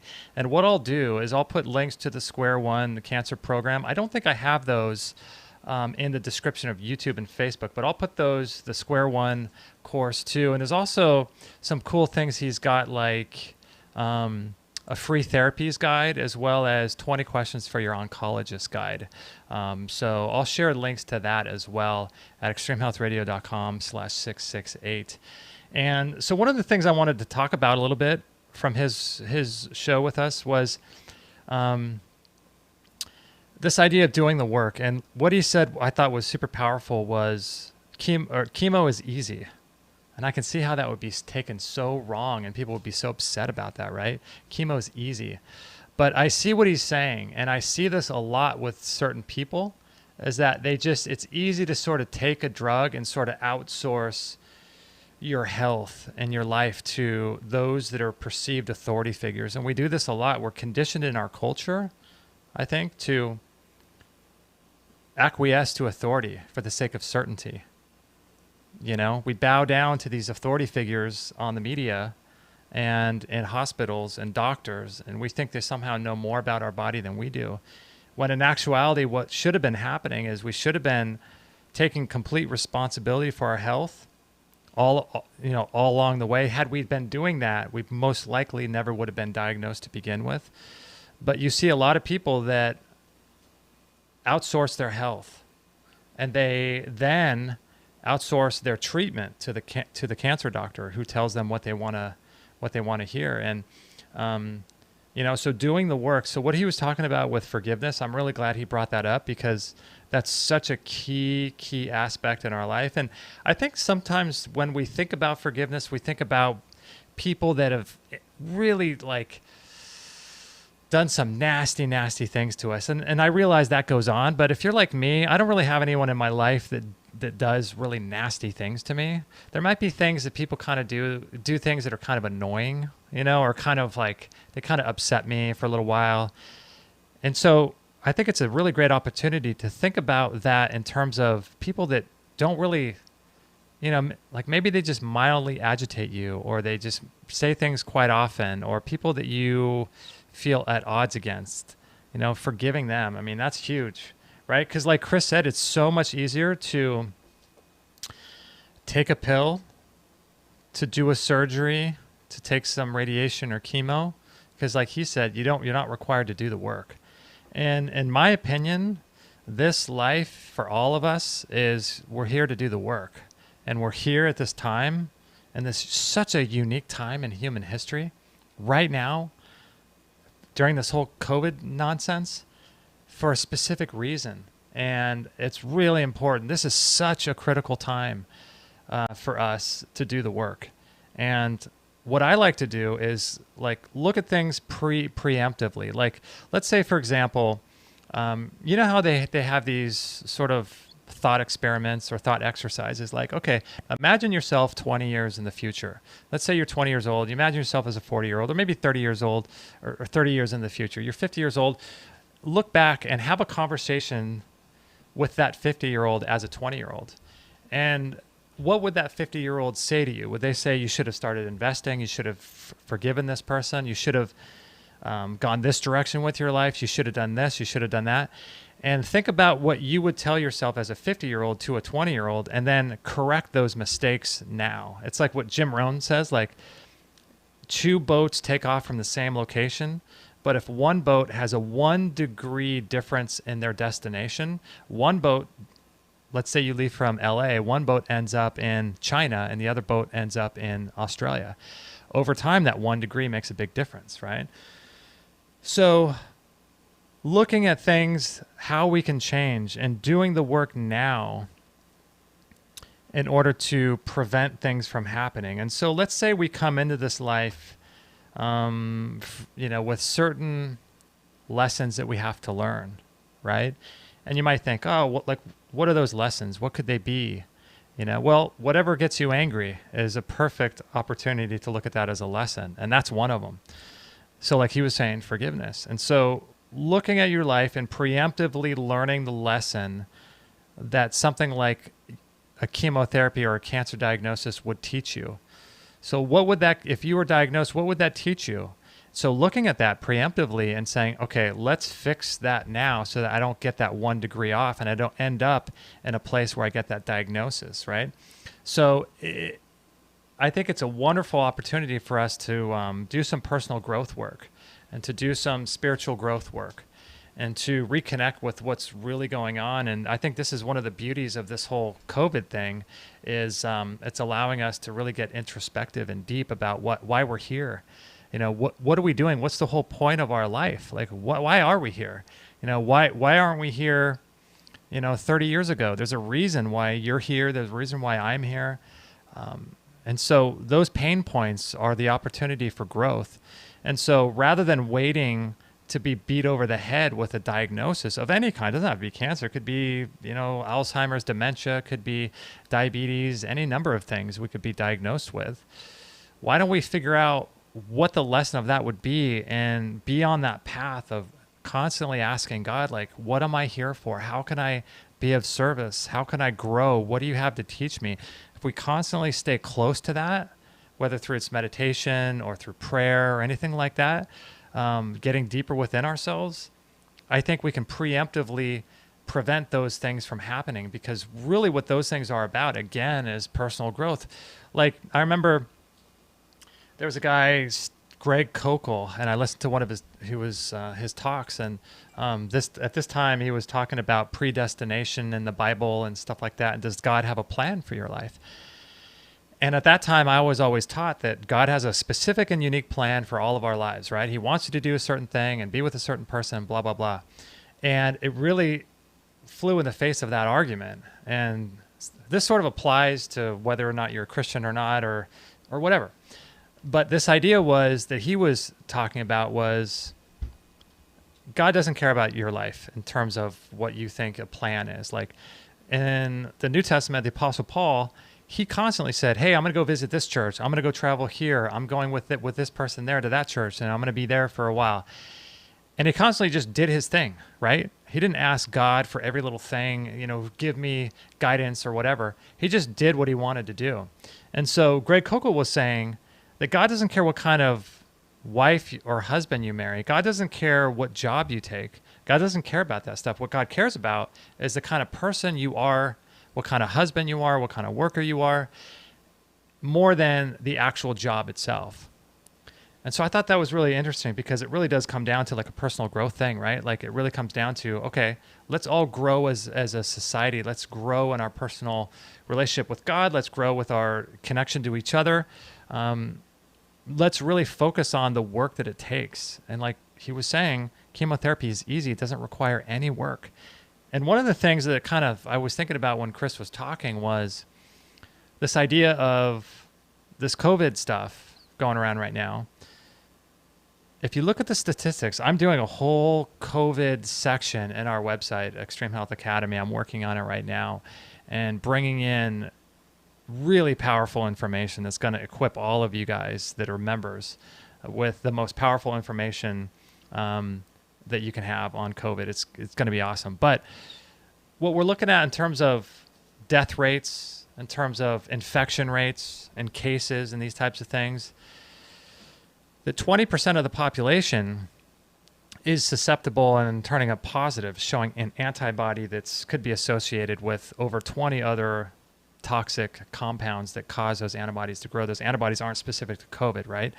And then of that 20%, like 98% of those people that die have comorbidities. They have obesity, high blood pressure, they have high cholesterol, they have dementia, they have all these other comorbidities going on.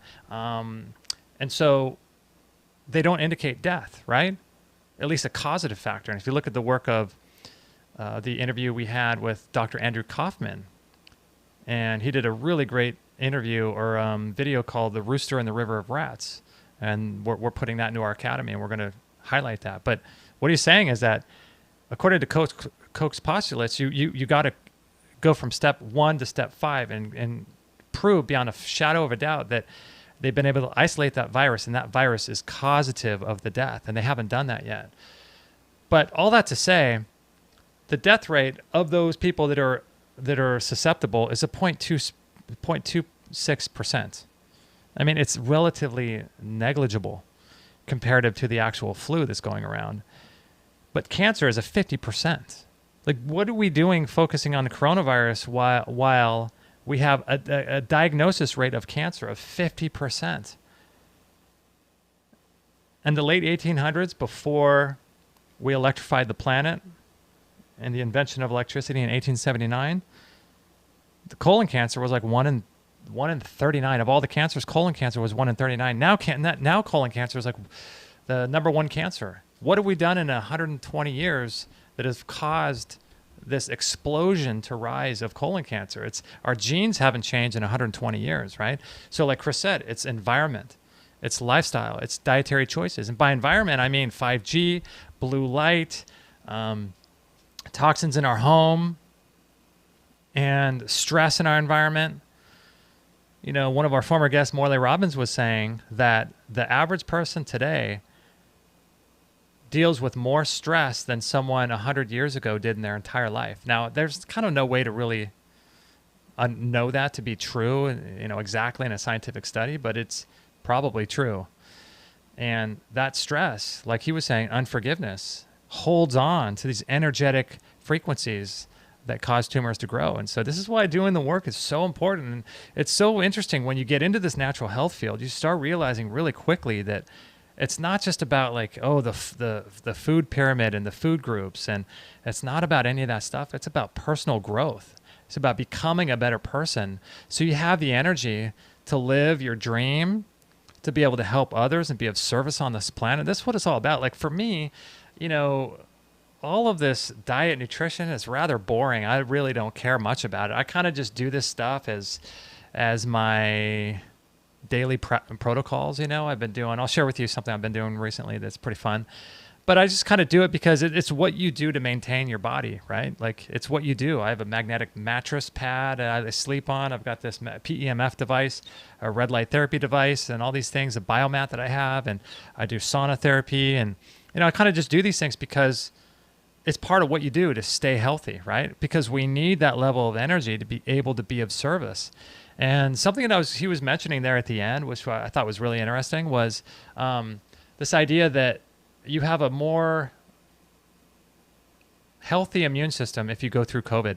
And something I didn't mention is Dr. Zach Bush, who's been a guest on our show, I think once or twice, is actually doing studies on this. He's doing a study right now showing the benefits of going through the COVID virus, if you believe the virus is real. So, but he's actually doing some studies right now showing the health benefits of going through something like this. And if you listen to our show with, Dr. Thomas Cowan, and he wrote a whole book about the health benefits of going through mumps, measles, chickenpox, rubella, and how when you get a vaccine to prevent those childhood illnesses from happening, you actually stunt the growth of your immune system. And so there's studies he's showing in his book that people who go through these childhood illnesses are actually healthier and have less rates of cancer. And so these are like rites of passage that we're supposed to be going through. And when you get a vaccine that actually prevents, going through some of these childhood illnesses, you're actually weakening the body over time. It's almost like hiring someone to go to the gym for you, right? It just doesn't work. You can't hire someone to do your sit-ups, right? Or do your push-ups. It's like, what sense does that make, right? So that's kind of the idea, is it actually boosts the immune system to be able to go through these things and recognize and to create antibodies and to build your body up. And so, it's really important for humanity to go through these childhood illnesses. And so I like what he said about forgiveness. I think that's really key. And I think we could all look at our life and think about people that may have wronged us, or maybe people that mildly agitate us, and think about ways that we can actually forgive them.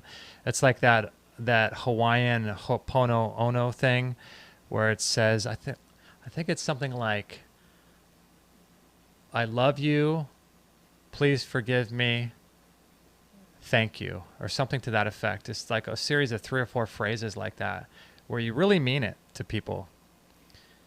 And in this age right now, where humanity is becoming more and more divided, I mean, look at your friends and family on Facebook and in person in real life. I mean, people are more divided now than ever. I think it's really important to understand and to forgive people. And not just forgive people, but really look at their life. Because there was a time when you and I didn't know what we know now.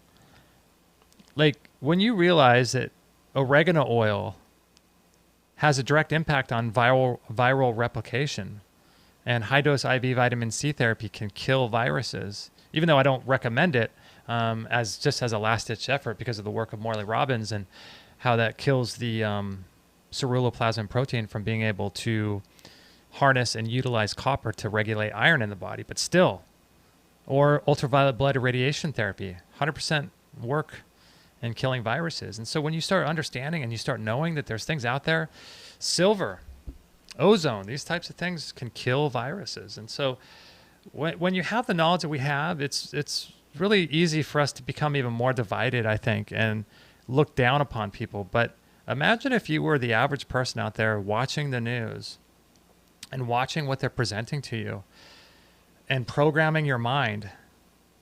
It's fearful. Man, I tell you, if you don't understand, like we said before, the only disease is a lack of an open mind.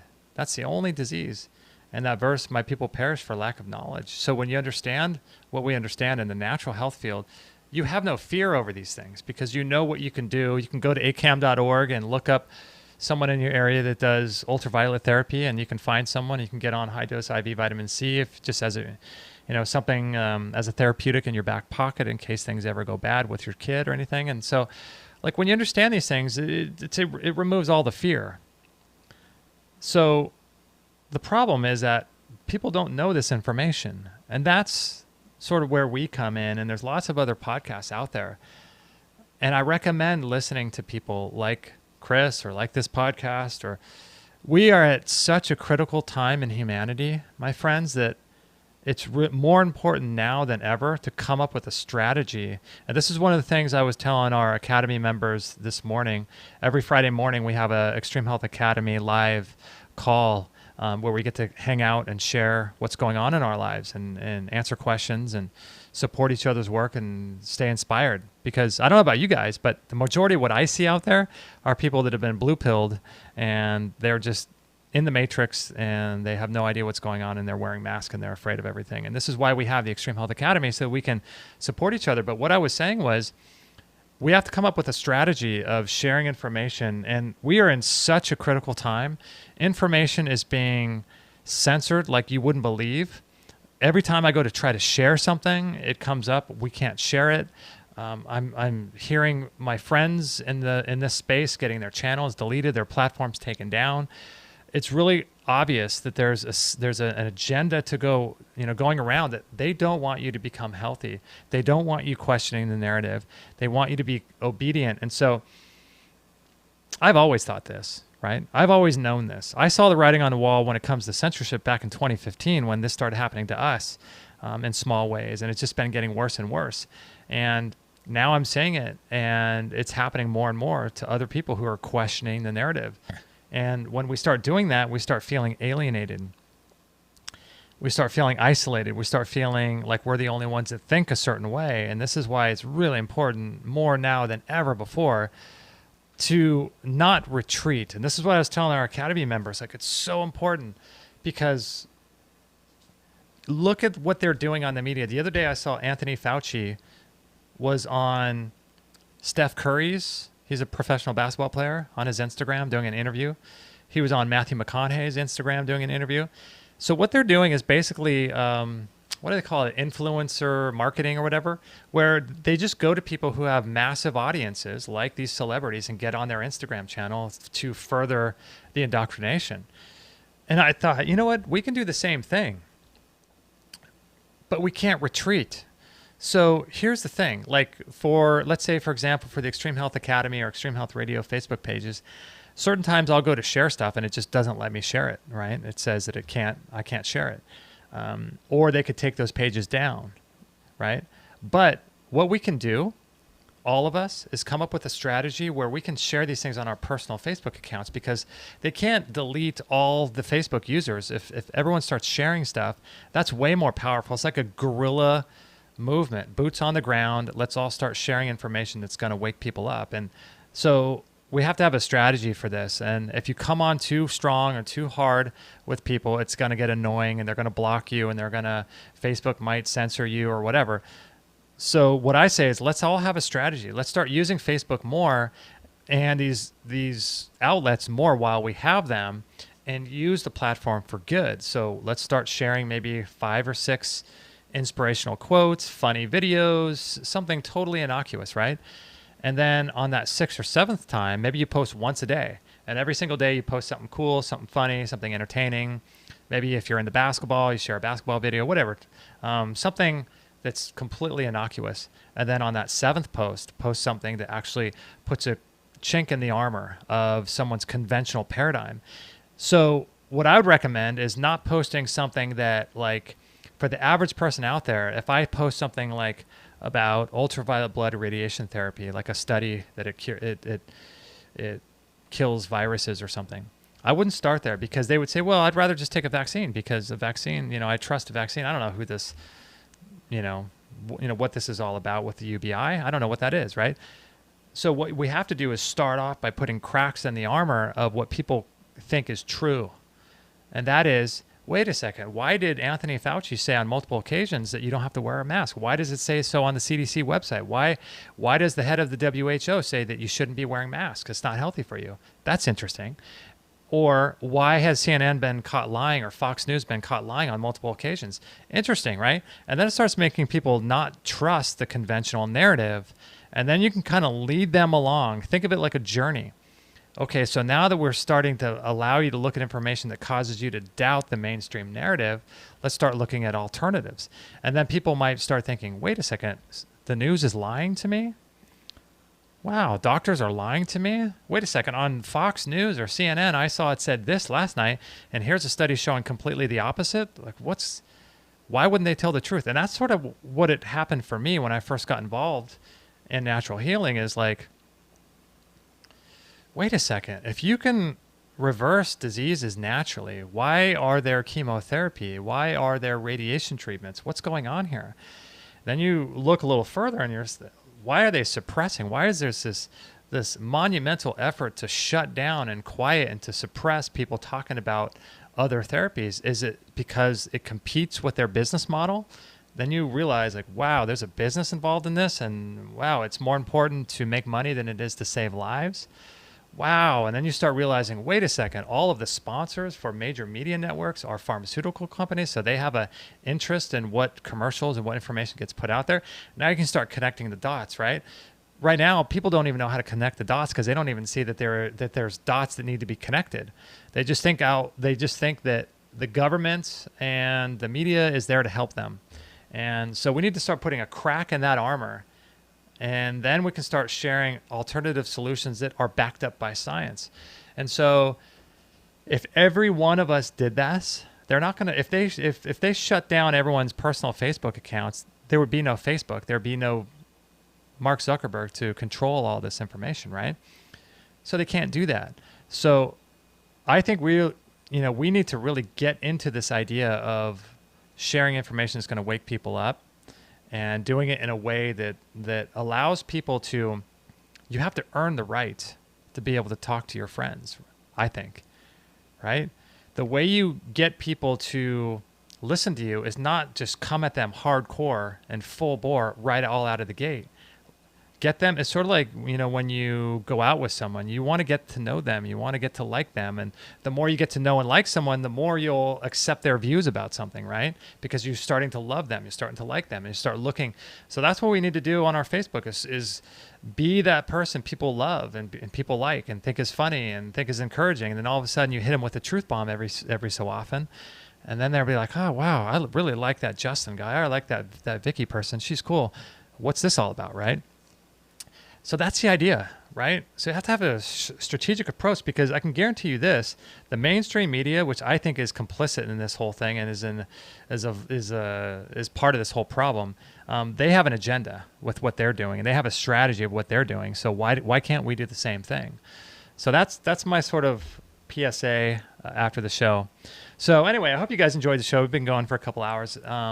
Really, really love that you guys are here. It's just awesome, and I just feel really privileged to be able to do this and to be able to disseminate information that hopefully is going to help you guys and maybe wake you up a little bit and maybe look at different solutions that might be out there. That's part of what we do and why I do what I do, because I'm tired of seeing people suffer needlessly and without information that there's alternatives. So if you guys are listening to this, this is extremehealthradio.com/668. We'll put links to the Square One, to Chris's books, and all that stuff on Amazon. And if you're watching on YouTube and Facebook after the show is published, I will put the links to Square One down there as well. But I hope you enjoyed this show. If you did, share it. Please share it. I would really appreciate that. Share us on your Instagram. Share us on your Facebook. Copy the link. Just post it to your friends. Let them know that there's alternatives out there, and that would greatly be awesome. I'd really appreciate that so much. So, love you guys so much. You guys are absolutely amazing. It's really great. So, thank you again for listening. Next week we're going to talk about castor oil and the benefits of castor oil and what that can do for you. And obviously, you're not going to hear that about that in the news, right? They're not going to talk about what castor oils can do. But again, it's another therapy that we can utilize and start looking at to get on a regular protocol of using castor oil. So love you guys so much. Make sure to join our newsletter. Go to extremehealthradio.com/subscribe, and there's a little bonus in there that I will give you access to. I can't say what it is right now, but once you go there, there should be links down below in the description on Facebook and YouTube as well. And then at extremehealthradio.com/668. Subscribe to our show. That way you'll be notified of all our live shows and good stuff like that. Love you all. Thank you for your support. If you're looking for ways to support us, you can support us on Amazon by going to our website and clicking it down at the bottom of the homepage anytime you make an Amazon purchase. You can support us on Patreon if you guys want to donate a couple dollars a month. That would be great. You could do that. And all of this really just helps us continue our work. And then we have our store, biochargeme.com or biocharge.me, and you can learn more about the products that we support. And these products, by purchasing these products, it helps us feed our kids and pay our bills and pay all the stuff we have to pay. So it really does help us a lot. So thank you for your support there on Amazon and biochargeme.com. We have all kinds of cool stuff on that store. So when you make a purchase, it supports the show and you get an awesome product as well. So our most recent one is the hydrogen machine, which I would highly recommend learning more about, listening to this show we did with George Wiseman. And consider getting one of those as well. All right, guys, thank you so much. You're amazing. I really appreciate it. And again, if you want to join the Academy, which I highly recommend you do, there's a free 2-week trial at extremehealthacademy.com. And then the code EHR14 is a free 2-week trial. And as a bonus, if you purchase anything from biochargeme.com, email me and I'll send you a coupon code for a 30-day trial as a thank you for supporting our work. So 30-day trial to the Academy. So love you guys all so much. You're amazing. I'll see you next Friday at 10:45 a.m. And if you're an Academy member, I'll see you next Friday at 9 a.m. in the Zoom rooms, and we'll get to hang out and talk and share strategies. All right, love you guys. Talk to you soon. Bye. No material on this blog is intended to suggest that you should not seek professional medical care. Always work with qualified medical professionals, even if you educate yourself in the field of live food, nutrition, and alternative medicine. I'm not a doctor, nor am I offering readers medical advice of any kind. None of the information offered here should be interpreted as a diagnosis of any disease, nor an attempt to treat or prevent any disease or condition. While information in this blog is discussed in the context of numerous conditions, it can be dangerous to take action based on any information in this blog or to start any health program without first consulting a health professional. The content found here is for informational purposes only and is in no way intended as medical advice, as a substitute for medical counseling, or as a treatment/cure for any disease or health condition, and nor should it be continued as such. Always work with a qualified healthcare professional before making any changes to your diet, prescription drug use, lifestyle, or exercise activities. This information is provided as is, and the reader/viewer